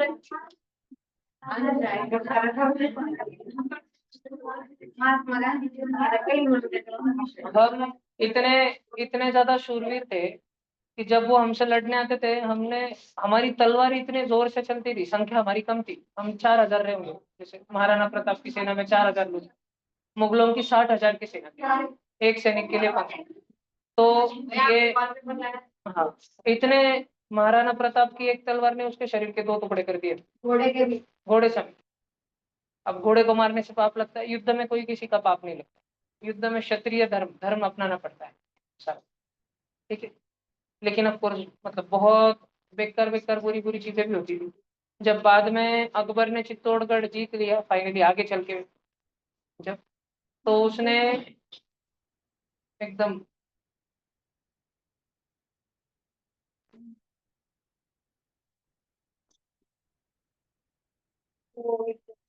इस पे तो नहीं है। वो सब क्या बोलते हैं, रैली निकाली ना, सब साधु महाराज को करके चला के। अभी क्या है, वो थोड़ा फोटो ढूंढने में टाइम लगेंगे, हमारी मुंडिया काट काट के वहां पे वो रख देते थे। औरंगजेब तो ऐसा था, अभी उस जमाने में, अभी आज तो क्या है, जिन हिंदुओं ने या जिन भारतीयों ने धर्म अभी भी बचा के रखा है, वो जनेऊ पहनते। तुम्हारे दादाजी को देखो, वो पहनते होंगे जनेऊ, ऐसे सफेद डोरी रहती है ना? कई जनों के पापा पहनते होंगे। तुम बच्चों में कितने जने जो जनेऊधारी अभी पहने हुए हैं जनेऊ, है ना? तो जनेऊ जो है, औरंग मतलब सिर्फ एक धागा होता है। मैं तुमको पहले जनेऊ क्या होता है वो देखो, छोटा सा धागा होता है, ये ऐसा बालक कोई धारण करने लगा थे। ठीक है, ये बहुत सेक्रेट होता है, मतलब हमारे धर्म में ये बहुत बहुत इतना सा, ये दोहरा है छोटा सा, हाथ को बांध के इतना सा, जैसे बस शरीर को बांध के। ठीक है, ये देखो, ये दिख रहा है भैया ये तुम्हें? गणपति को भी बांधते हैं। ये सब। अब आज आज हमको क्या लगता है कि जो सिर्फ ब्राह्मण लोग है वही जनेऊ पहनते, ऐसे लगता है। सच ये है कि सब पहनते थे, सबको रहता था, कंपलसरी रहता था, सबको जनेऊ रहता था। ठीक है, सिख लोग पहनते थे, मतलब सब लोग पूरे भारतवासी जनेऊ पहनते थे। और जो औरंगजेब था, ये दिन में 100 किलो, 1 क्विंटल जनेऊ उतारता था। मतलब तुम सोच के देखो कि कितने हिंदुओं को ये धर्मांतरण कराता था, कितने हिंदुओं को मारता था, और उनके जनेऊ उतार उतार के रोज बादशाह के सामने लाए जाते थे पूरे भर के। कि देखो 100 किलो जनेऊ, आज लोगों को, इतने लोगों को काट के उनके जनेऊ निकाल के लाए तुमको बताने के लिए। 1.25 मन, 1.25 मन जनेऊ जलाता था रोज का। ये सुशांत। तो ये मन मतलब उस टाइम का, अभी जैसे हम ग्राम किलोग्राम यूज करते हैं, उस टाइम का यूनिट है 1.25। मैं सुशांत की बेटी हूँ ऊपर। तुमने छावा में देखा है, संभाजी महाराज को कैप्चर करने के बाद में छावा मूवी में उनकी डेथ तो सिर्फ केवल 4 दिन में दिखा दी। वो तो उनको जिस प्रकार से साखड़ी में बांध के लाया, वैसे लाया भी नहीं था। एक घोड़ा था, घोड़ा, उस पे संभाजी महाराज को और जो कवि कलश थे उनको उल्टा बांध के लाया था। पहले उनको पैदल चलाया था, क्योंकि उतना दूर से, संगमेश्वर से उनको इतना दूर लेकर आना था, है ना? तो उनको पहले 4 दिन पैदल चलाया, पीने को एक बूंद पानी नहीं दे रहे थे। बाद में जब वो बेहोश गिर गए दोनों, तो उनको उल्टा लटका दिया था घोड़े पे, और उनको ऐसे लेके आ रहे थे। और सब लोग जो है जब उनको ला रहे थे, तो फिर उनके ऊपर थूक रहे थे, गालियां दे रहे थे, है ना? वो एकदम अधमरी सी हालत में थे। और फिर जो जाते टाइम आगे घोड़े पे पठान चल रहा था, पठान बैठा हुआ था दरोगा, उसने संभाजी महाराज को बोला कि इतना सब क्यों सहन करते हो, चुपचाप अपना मतलब मजहब बदल लो, इस्लाम अपना लो। तो उस टाइम संभाजी महाराज ने वापस आंखें खोली। और भैया वो संभाजी इस महाराज कवि कलश के तरफ देख के, और कवि कलश इतने, मतलब कवि कलश संभाजी महाराज के इतने जिगरी मित्र थे कि संभाजी महाराज ने आंखें भी खोली, इसका ध्यान कवि कलश को रहता था, महाराज का ध्यान रखने उनको बस इतना ही सूझ रही थी। तो उन्होंने महाराज की तरफ देखकर वो हंस रहे थे दोनों। तो उस दरोगा ने गुस्से में आके जो घोड़े के ऊपर जो डोरी से उनको बांध के रखा था ना उल्टा, वो डोरी काट दी, जो धड़ से नीचे गिर गए थे। फिर उनको वहां से साकड़ी बांध के, फिर उनको जोकर जैसी, जो नाटक करने वाले जोकर रहते हैं ना, उनके जैसी दोनों को पोशाकें पहनाई थी। और वैसे सारे नगर में उनको मजाक उड़ाते उड़ाते सब बच्चे हंस रहे थे, औरतें हंस रही थी। जो औरतें थे वो उनको कुफ्र कुफ्र, काफिर का बच्चा, काफिर मतलब, है ना, काफिर शिवा का बच्चा, ऐसे चिल्ला के उनके ऊपर थूक थूक के, उनको साकड़ी से बांध के फिर पकड़ के ला रहे थे। क्या? और के काफिर मतलब जो मुसलमान नहीं, उनको काफिर बोलते हैं। ये देखो, ये औरंगजेब था ना, तो औरंगजेब की भरी सभा में मतलब इतना सन्नाटा रहता था, इतना खौफ रहता था। कोई अगर आवाज कर दे ना, बादशाह के आंखों में कोई देख ले तो उसको काट डाल दे, इतना खौफ रहता था।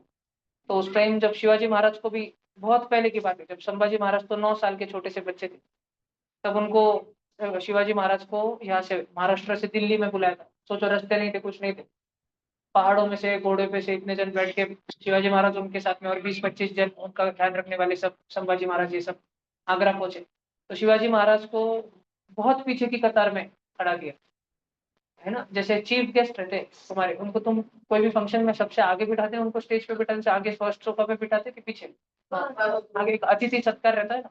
तो शिवाजी महाराज को इवन उनके पीछे खड़ा कर दिया था, जो 4 कौड़ी के मन सत्कार नहीं थे, जिनको शिवाजी महाराज ने 2 महीने पहले हरा दिया था। शिवाजी महाराज को उनसे भी 4 लाइन पीछे खड़ा करके रखा था, अपमान नहीं, अपमानित करने के लिए। तो शिवाजी महाराज वहां पे एकदम मतलब और शिवाजी महाराज गुस्सा होके बोले, ये तो राम सिंह है, इसको मैंने हरा दिया था। क्योंकि राजस्थान में बहुत जनों ने औरंगजेब के सामने घुटने टेक दिए थे, पूरे भारत में घुटने टेक दिए थे।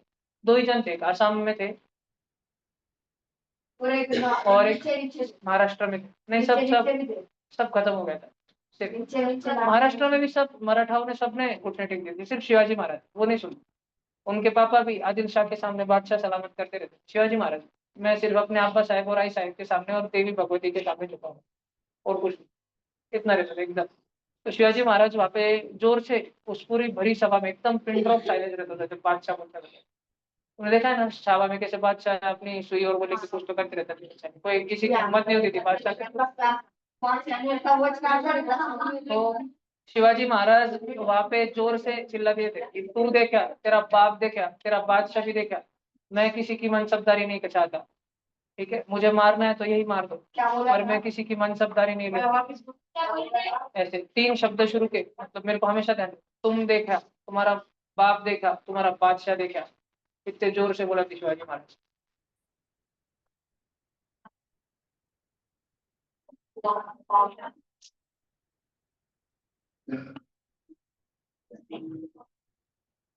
अब देखते गूगल पे आता है क्यों, आ ही जाएगा। ये करे गाने आ रहे हैं इधर। हाँ वो अलग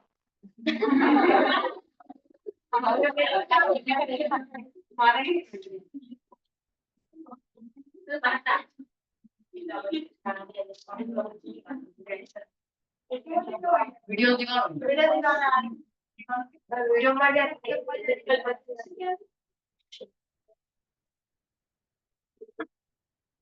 ये वो फोटो है, उनके वर्ड्स जो है ना, मेरे पास फोन में एक एडिट है, उसमें है सारा।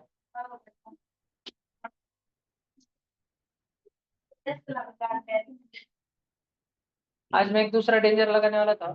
लगाना है लगाना।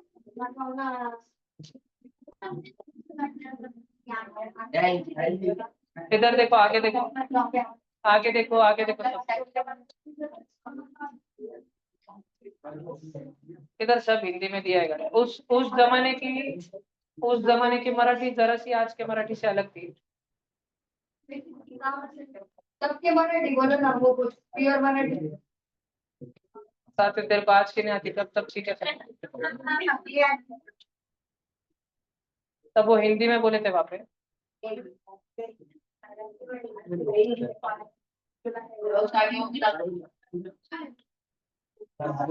और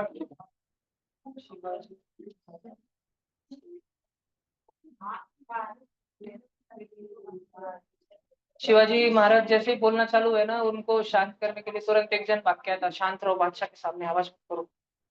शिवाजी महाराज ने उसका हाथ झटक के बोला, तुम देखा, तुम्हारा बाप देखा, तुम्हारा बादशाह देखा। सबकी इतनी फट गई थी उस टाइम पे कि अभी इधर भरे दरबार में ही, मतलब बादशाह जो है शिवाजी महाराज को मार देगा क्या? बादशाह भी थर्रा गया था, पहली बार बचपन से लेके आज तक उसको किसने तो भी पलट जवाब दिया था, आदत नहीं थी ना कभी सुनने की। और फिर उसके बाद में औरंगजेब ने जजिया लगाया था हिंदुओं को, हिंदुओं को बोला तो ऑप्शन दी थी कि तुमको अगर इस्लाम में कन्वर्ट हो जाना तो अच्छी बात, और अगर तुम्हें हिंदू रहना है तो हर साल तुम्हें कुछ पैसे भरने पड़ेंगे, फाइन भरना पड़ेगा, जजिया। तो फिर ऐसे ही अभी शिवाजी महाराज दक्कन के थे, दक्कन के सूबेदार थे, तो उनको बोला था कि दक्कन के जितने भी हिंदू है उनको उनसे जजिया वसूल करके दिल्ली भेजो बादशाह। तो शिवाजी महाराज ने उस पर भी गालियां लिख दी थी औरंगजेब को, पत्र व्यवहार। मैं तुम्हें डालूंगा जरूर, मेरे पास फोटो है। इस पे मिलता नहीं है ना भाई, ये गूगल पे जो है वामपंथी जो है लेफ्टिस्ट लिटरेचर वो ज्यादा हावी रखते वो डायलॉग डालो हैं। देखो ये वो कुरान में जो बोलते हैं, ले देना, काट दो जब भी तुम्हें मौका मिले, और उन्हें भगा दो जब भी तुम्हें उन्हें भगाने का मौका मिले। ठीक है, ये ऐसा। मतलब मैं तुमको बताता हूँ कि हमारे संविधान के जो ये थे निर्माता,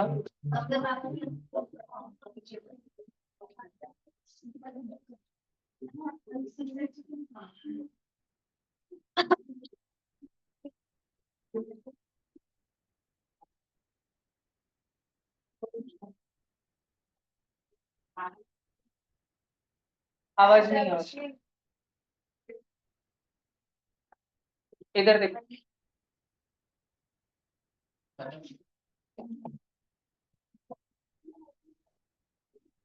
आवाज अभी मैं खड़ा करता हूँ दो चार को, के सिवाय कोई फर्क नहीं है। मोक्षा क्या हो गया बेटा, 40 इधर को।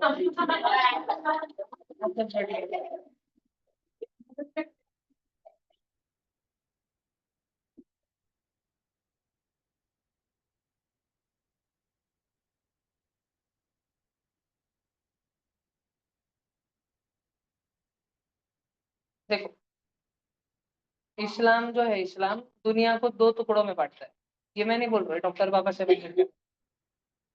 इस्लाम जो है दुनिया को दो टुकड़ों में बांटता है। कौन से दो टुकड़े? एक मुसलमानों का और एक गैर मुसलमानों का। ठीक है, मुसलमानों के संबंध दूसरे मुसलमानों से बहुत अच्छे रहते, लेकिन दूसरों के साथ बिल्कुल उनके संबंध अच्छे नहीं रह सकते। इस्लाम का जो भाईचारा है वो दुनिया का वैश्विक भाईचारा नहीं है, वो केवल मुसलमान मुसलमान भाई भाई ऐसा है। हम हिंदू क्या बोलते हैं? हम बोलते हैं वसुदेव कुटुंबकम, सारी दुनिया एक परिवार है। दुनिया में किसी भी देश पे कुछ भी बुरा हादसा हो जाए तो हम मदद भेजते हैं, पाकिस्तान में बाढ़ भी आ जाए तो हम भारत से मदद भेजते हैं, खाना वगैरह भेजते हैं। लेकिन इस्लाम में भाईचारा ऐसा नहीं। इस्लाम का भाईचारा केवल मुसलमानों का मुसलमानों से भाईचारा है। It is a brotherhood of Muslims for Muslims only. कि कोई दुनिया का दूसरा देश का मुसलमान अगर खतरे में हो तो भारत का मुसलमान यहाँ से उसके लिए चीख निकालेगा, यहाँ से उसके लिए सामान भेजेगा, यहाँ से उसके लिए मदद भेजेगा। लेकिन दूसरे देश का कोई हिंदू या इस देश का, खुद के देश का कोई पड़ोस में बाजू में रहने वाले हिंदू के घर पे कुछ बुरा हो गया तो मुसलमान उसकी मदद नहीं करेंगे। ठीक है, ज्यादा करके ऑन अ ब्रॉडर स्केल। दूसरा है कि मुसलमान कभी भी, इन अदर वर्ड्स, इस्लाम जो है, इस्लाम जो मजहब है, वो कभी भी एक मुसलमान को भारत को उसकी मातृभूमि अपनाने नहीं देगा। Never, never allow. ठीक है, और कभी भी इस्लाम जो है, मतलब मुसलमान को कौन रोकता है हिंदू को अपना भाई बनाने से? इस्लाम, उसका मजहब। मुसलमान की गलती नहीं, उस व्यक्ति की गलती नहीं, उसे जो बचपन से पढ़ाया जाता है, जिन किताबों से पढ़ाया जाता है, उसके दिमाग में जो भरा जाता है, उसकी गलती भी। मैं खड़े रहे बेटा। Islam can never allow a true Muslim to adopt India as his motherland and regard a Hindu as his kith and kin. Kith and kin मतलब भाई, ठीक है, या दोस्त। ये उसको अलाउ नहीं करता। ठीक है, अमोंग द टेनेट्स मतलब जो बेसिक प्रिंसिपल है, वो लोग क्या फॉलो करते हैं, किसकी सुनते हैं? तो एक ही रहता है उसमें। अगर उनको चॉइस दी जाए कि तुम्हें बुरी सी बुरी हालत में एक मुस्लिम बादशाह मिलेगा, उसके नीचे रहना पड़ेगा, तुम्हें ढंग पे टाइम नहीं, पानी नहीं मिलेगा, खाने को अच्छा राशन नहीं मिलेगा, तुम्हारे बच्चों को स्कूल नहीं मिलेगी, पर बादशाह जो है, आमदार जो है, मुसलमान रहेगा। और दूसरा कि तुम्हारे पास बहुत अच्छा एडमिनिस्ट्रेशन होगा लेकिन वो काफर होगा, गैर मुसलमान होगा।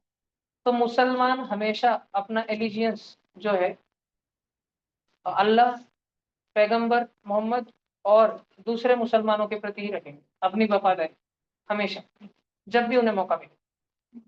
मुसलमान पूरी दुनिया को तीन टुकड़ों में बांटता है। एक है दारुल उल इस्लाम, जहाँ पर इस्लाम ने झंडा गाड़ दिया है, जिस देश के सारे लोग मुसलमान बना दिए जा चुके, जैसे पाकिस्तान, जैसे अफगानिस्तान, जैसे सऊदी अरेबिया, ये सारे दारुल उल इस्लाम, जिसने जहाँ पर इस्लाम फतेह हो चुका है, इस्लाम जीत चुका है। दूसरा है दारुल उल हर्ब, जैसे भारत, जैसे बांग्लादेश, जैसे इंग्लैंड, जैसे नेपाल, ऐसे जैसे जापान, जहाँ पे मुसलमान भी कम संख्या में है और उन्हें अपनी संख्या बढ़ानी है, उन्हें अपनी जनसंख्या, उन्हें अपनी पॉपुलेशन बढ़ानी है और धीरे धीरे उस जमीन को, उस देश को जीत लेना है। जैसे ही उनकी संख्या ज्यादा हो जाएगी, वो पूरा जंग छेड़ देंगे उस देश में ही दूसरे लोगों के साथ, और उस देश का संविधान हटाकर वो खुद की शरीयत, खुद का कानून वहां पर लगा देंगे। और जो लोग शरीयत में नहीं मानते उन्हें मार दिया जाएगा। उन्हें ऑप्शन दिया जाएगा, एक तो देश छोड़ के चले जाओ, या खुद मुसलमान बन जाओ, या वहां से या तो मर जाओ, रलीब गलीब चलीब, 3 ऑप्शन दिए जाएंगे। और तीसरा है, नहीं ये 2 है, और एक तीसरा है दारुल उल अमन, इधर नहीं लिखा, दारुल उल अमन। अमन मतलब अमन की बात करो, चैन की बात करो, मतलब शांति की बात करो। दारुल उल अमन मतलब जहां पर मुसलमान की संख्या बहुत कम है, जैसे अमेरिका बहुत कम है संख्या, तो ज्यादा बड़बड़ मत करो, शांत रहो, अल तकिया का इस्तेमाल करो, बेवकूफ बनाओ, दूसरों को बताओ कि तुम बहुत भाई भाई हो, सब अच्छे से मिल बांट के रहना चाहिए, और धीरे धीरे करके अपनी संख्या बढ़ाते रहो शांति से। उसमें कई वर्षों लग जाए, कुछ पीढ़ियां लग जाए, कुछ शताब्दियां लग जाए, कुछ सेंचुरी सदियां लग जाए, पर शांति से काम करते रहो। और दारुल उल अमन से उस देश को दारुल हर्ब तक ला लो। इतने पहले वहां पर राजनीति में अपना डेरा जमाओ, आमदार बनो, खासदार बनो।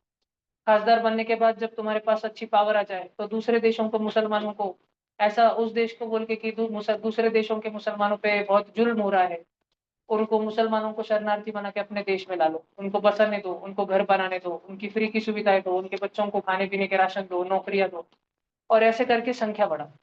संख्या बढ़ बढ़ के जब संख्या इतनी बढ़ जाए कि दूसरे देशों के लोगों को, जो वहां के मूल निवासी थे, जैसे अमेरिका के गोरे लोग हैं, जैसे भारत के हिंदू हैं, तो जब वो लोगों को, ऐसे गोरे लोगों में आधे लोग बोले कि मुसलमानों में कुछ तो दाल में काला है, और आधे लोग अभी भी कंफ्यूजन में है, वो समय है जब दारुल उल हर्ब आ चुका है। जब तुम उनमें, जो गोरे लोग हैं या भारत के जो हिंदू है, हिंदू भी 2 प्रकार के होते हैं, एक बोलते हैं नहीं नहीं हिंदू मुसलमान भाई नहीं, और दूसरे रहते जो जागृत रहते हैं, बोलते कि ऐसा कुछ नहीं है, 1000 साल का इतिहास देख लो।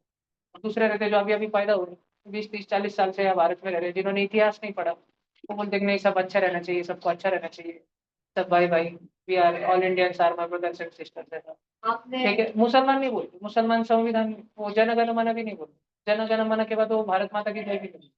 तुम्हारे स्कूल में एक आधा कोई बच्चा होगा तो बोलता होगा, जहाँ मस्जिद मदरसे में इंडिपेंडेंस डे के दिन तिरंगा झंडा लहराया जाता है, लेकिन वहाँ राष्ट्रगान नहीं बोलते। वो वंदे मातरम तो बिल्कुल नहीं, वंदे मातरम तो बोल नहीं सकते, क्योंकि भारत माता कैसे मान ले भारत माता, क्योंकि भगवान तो सिर्फ अल्लाह है। हम तो बोलते देश हमारा भगवान है, भारत माता हमारी भगवान है।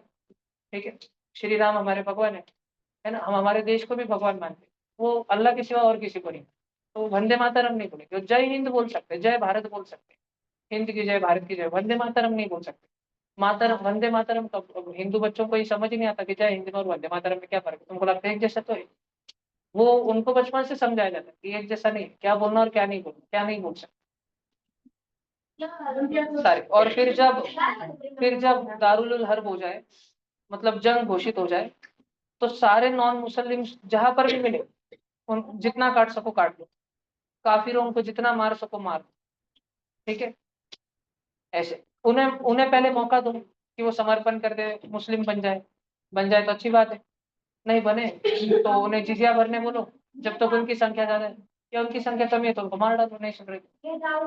हाँ, दारुल उल इस्लाम मतलब अब भारत में अपनी जनसंख्या धीरे धीरे बढ़ाओ, फिर हिंसक झड़पें करो, सब कुछ करो, और एक दिन भारत में तिरंगा हटा के, पहले पहले दारुल उल अमन से रहो, भारतवासियों को लगने दो, हिंदुओं को लगने दो कि सब हिंदू मुसलमान भाई भाई अच्छे से रहो।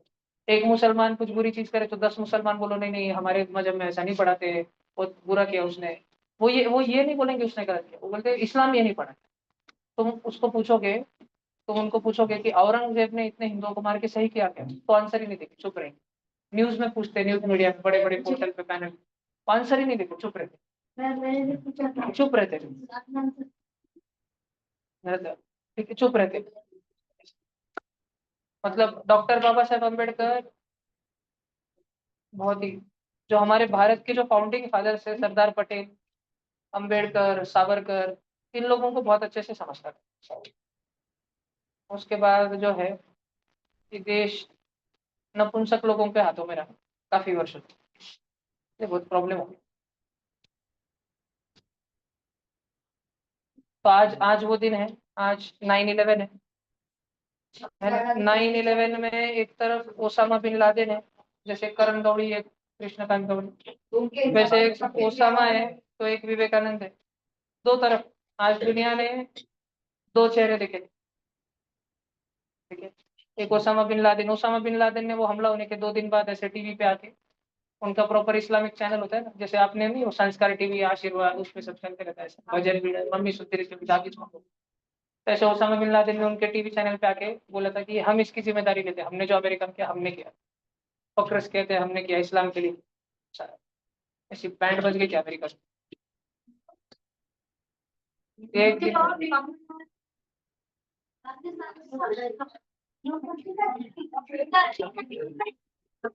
ये जिस देखो, जिस रात उसको मारा था ना ओसामा को, तो ये अमेरिका के चीफ ऑफ आर्मी स्टाफ बैठे 3 नंबर पे, और 2 नंबर पे उनके राष्ट्रपति वो बराक ओबामा। ये फिर उनके जो अभी पिछले बार राष्ट्रपति होकर गए, शायद चेहरा देखा होगा, जो बाइडन। ये हिलरी क्लिंटन, ये 2016 में राष्ट्रपति बनने वाली थी, लेकिन डोनाल्ड ट्रंप, ये ऐसा इस प्रकार से सारा चल रहा था ऑपरेशन सर्जिकल स्ट्राइक। इनको 11 साल लग गए बदला लेने के लिए। हम तो इनसे कितनी छोटी अर्थव्यवस्था है, हमने एक हफ्ते के अंदर बदले लिए, 2 हफ्ते के अंदर बदले लिया।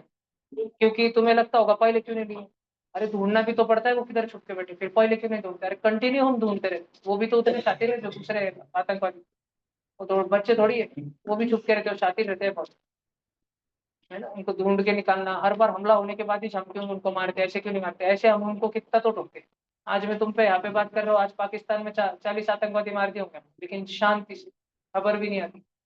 जो हम अच्छा काम करते हैं, हमारी जो सेना, हमारी जो खुफिया जासूस जो अच्छा, कभी भी भारत के जासूसों ने कुछ अच्छा काम किया, बड़ा काम किया, देश को कितने तो भी संकटों से बचाया, कभी कभी भी उनकी तारीफ नहीं होगी, ना ही कभी इतिहास में उनका नाम मालूम होगा उन जासूसों का, कभी भी नहीं। पर उन्होंने 1000 बार देश को बचाया तो लोगों को मालूम ही नहीं पड़ेगा। एक बार गलती हो गई तो सब उन पे थू करेंगे, एक बार। अगर लासू स्टेशन में आतंकवादी हमला हो गया, जैसे पुलवामा में हुआ, उरी में, सिंदूर में, इतना लोग बोलते हैं ना कि जब कश्मीर में वो लोग अभी मार रहे थे हमारे हिंदुओं को, 26 हिंदुओं को पहलगाम में, तो फिर आर्मी किधर थी, है ना। आर्मी 100 बार लोगों को बचाती है, आतंकवादी घुसता है उसको ठोक देती है, 100 बार लोग बच जाते, गार्डन में पिकनिक मनाते रहे, लोगों को मालूम भी नहीं पड़ता, तब न्यूज में आता नहीं है।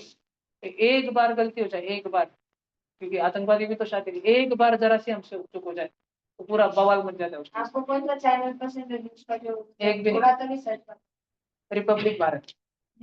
रिपब्लिक भारत पे शाम के समय में एक जर्नलिस्ट है, अर्नब गोस्वामी, उनका रोज रात में रहता है, ये जर्नलिस्ट एकदम चीर फाड़ मचा देता है, अमेरिका की पूरी वाट लगा डालता है। अर्नब गोस्वामी तुम देख सकते हो, पूरी एकदम किसको नहीं छोड़ता ये कोई भी पॉलिटिशियन रह दो, कोई भी कौन से भी पार्टी के रह दो, ऐसा उड़ाता फिर ये लड़के। और वो कौन सा, क्या नाम है आपकी अदालत का?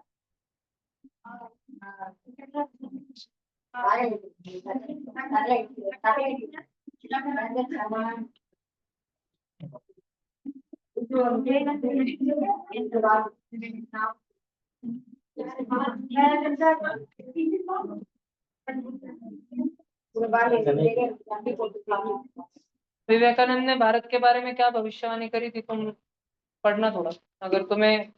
वो ऐसा है, विवेकानंद ने बोला था कि जो वो बता रहे हैं सारा, वो 1500 साल तक ही टिकेगा, और वो पढ़ने भी उनको मिलता है जिनके भाग्य में, जिनके नसीब में होता है, जिनके नसीब में नहीं होता उनको मिलता भी नहीं वो सब पढ़ना। दुर्भाग्य से तुम में से बहुत जनों को इसका शेयर मतलब नहीं समझता है। तुम्हें हल्का हल्का, तुम स्कूल इंग्लिश स्कूलों में जाते हो तो हल्का हल्का मतलब समझता है, ज्यादा क्या नाम है ईश्वरी दीदी, सही इधर आओ। आप में से कुछ अच्छा काव्य है, इधर बैठ जाओ, बैठ। किसी को नहीं आया गाड़ी चला? नहीं, तुमको नहीं आती गाड़ी? शंभू नाम है, बहुत अच्छा।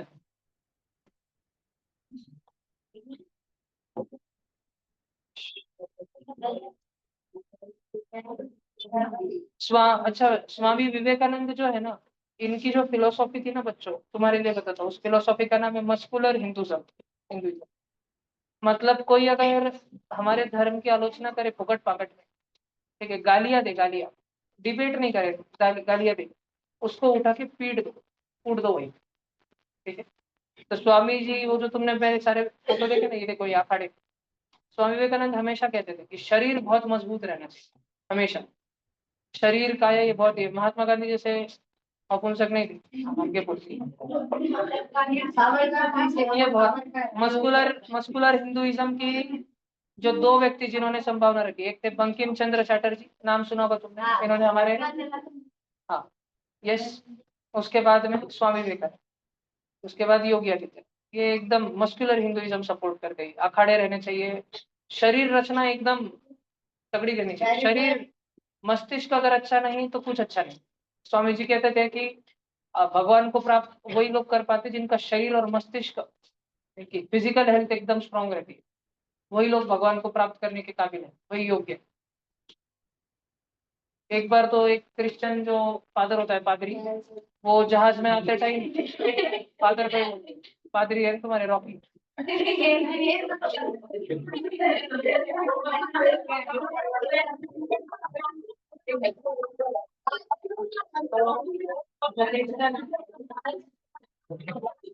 जो क्रिश्चियन मोक्षा खड़े रहते थे आधे घंटे छोड़ कर, जो क्रिश्चियन जो ये रहते हैं ऐसे पादरी, तो एक बार वो आते टाइम जहाज में, जब स्वामी विवेकानंद, इतनी दुनिया को इतना इनविटेशन था, जगह जगह उनको बुला रहे थे, आने जाने का सब खर्चा लोग कर रहे थे, बुला रहे थे, गेस्ट लेक्चर होते थे बड़े बड़े, इतनी भीड़ आती थी उनको सुनने। जब वापस भारत आ रहे थे, तो एक क्रिश्चियन पादरी ने बहुत बुरा बकरा था कि ठीक है तेरा बहुत हो गया, हवा हो गई, कुछ नहीं तो गधे के गधे ही रहेंगे, देखा है तुम्हारे देश में कितने भीखमंगे, सबके सब कितने गरीब है तुम्हारे भारत में, देखा है, ठीक है। तो देश के बारे में, गरीबी के बारे में बोल रहा था, वस्तु स्थिति सच बोल रहा था कि गरीब है। स्वामी जी उसको बोल रहे थे ये सब कुछ इतने आक्रमणों के पश्चात और इतना जो शत्रुबोध है हमारे समाज का, वो सब खत्म हो चुका है। हमारे समाज को अभी ये नहीं समझ आता कि शत्रु कौन है और कौन मित्र है, ये नहीं समझ आता, इसलिए इसके कारण हमारी अति दुर्गति हुई है, हमारे ही कारण हुई है। तो पादरी बोल रहा था तुम वैसे भिखमंगे रहोगे, तुम्हारा धर्म भी भिखमंगा है। जैसे उसने बोला धर्म भी, तो मैं, स्वामी जी ने उसको, स्वामी जी एक तो पूरे वेल बिल्ट एकदम, गेमेक जैसे एकदम, गेमेक जैसे ऐसे गट्टू, मेरे जैसे गट्टू नहीं थे, प्रॉपर फिजिकल वेल बिल्ट एकदम, बॉडी बिल्डिंग एकदम प्रॉपर। उसको ऐसा धरा कॉलर से, जहाज के ऊपर पानी में ही लटका दिया, एक शब्द और बोल बेटा तुझे तो पानी में, बीच समुद्र में, गहरे समुद्र, सब डर गए थे आप, क्योंकि बोर्ड पे सारे क्रिश्चियन लोग थे और ये 5-6 जन हिंदू थे, ऐसे ऐसे डर गया था सब। फिजिकल वेलबिट और पांचों छह के इतने फिजिकल वेलबिट इतने नहीं ऐसी फिजिकली, तो 50 जन बैठने को डर रहे थे, इतने फिजिकली वेलबिट, इतना strong, you should be strong. मैं तुमको जैसे एक उदाहरण दिखाता हूँ कि जो प्रोफेशनल यूएफसी फाइटर रहे हैं, ठीक है, शायद शायद उनका फोटो मिल जाए एक आधा, ये देखो, ये प्रोफेशनल यूएफसी फाइटर रहे, अब ये जगन्नाथपुरी में है, बेचारे इनके पीडीओ से बेचारी, क्योंकि ये ऐसा क्यों रहना पड़ता है, रोज शाम में ऊपर का ध्वज बदलना पड़ता है, और डोरी से नहीं जा सकते, लिफ्ट से नहीं जा सकते, कोई क्रेन मदद से चढ़ के मंदिर को पकड़ के जाना पड़ता है पूरा नीचे से ऊपर। जो आंखों से देखा होगा ना कितना ऊंचा है वो, उसको समझ आता है कितना डर लगता है ऊपर से। और इनकी इनकी पीढ़ियों से पीढ़ियां चढ़ते आ रही है। अगर एक भी दिन ध्वज नहीं, मतलब एक भी दिन रह गया तो 18 साल तक मंदिर बंद हो जाएगा, किसी को प्रवेश नहीं, 18 साल। हाँ, हवा जिधर बहती है ना उसके विरुद्ध में। अब देखो, अगर हवा उधर से इधर बह रही तो झंडा ऐसे बहेगा ना, लेकिन हवा अगर इधर बहती तो उधर जगन्नाथपुरी का झंडा उधर बहे, हमेशा उधर। यस, ये, चलो बाय बाय, आज का क्लास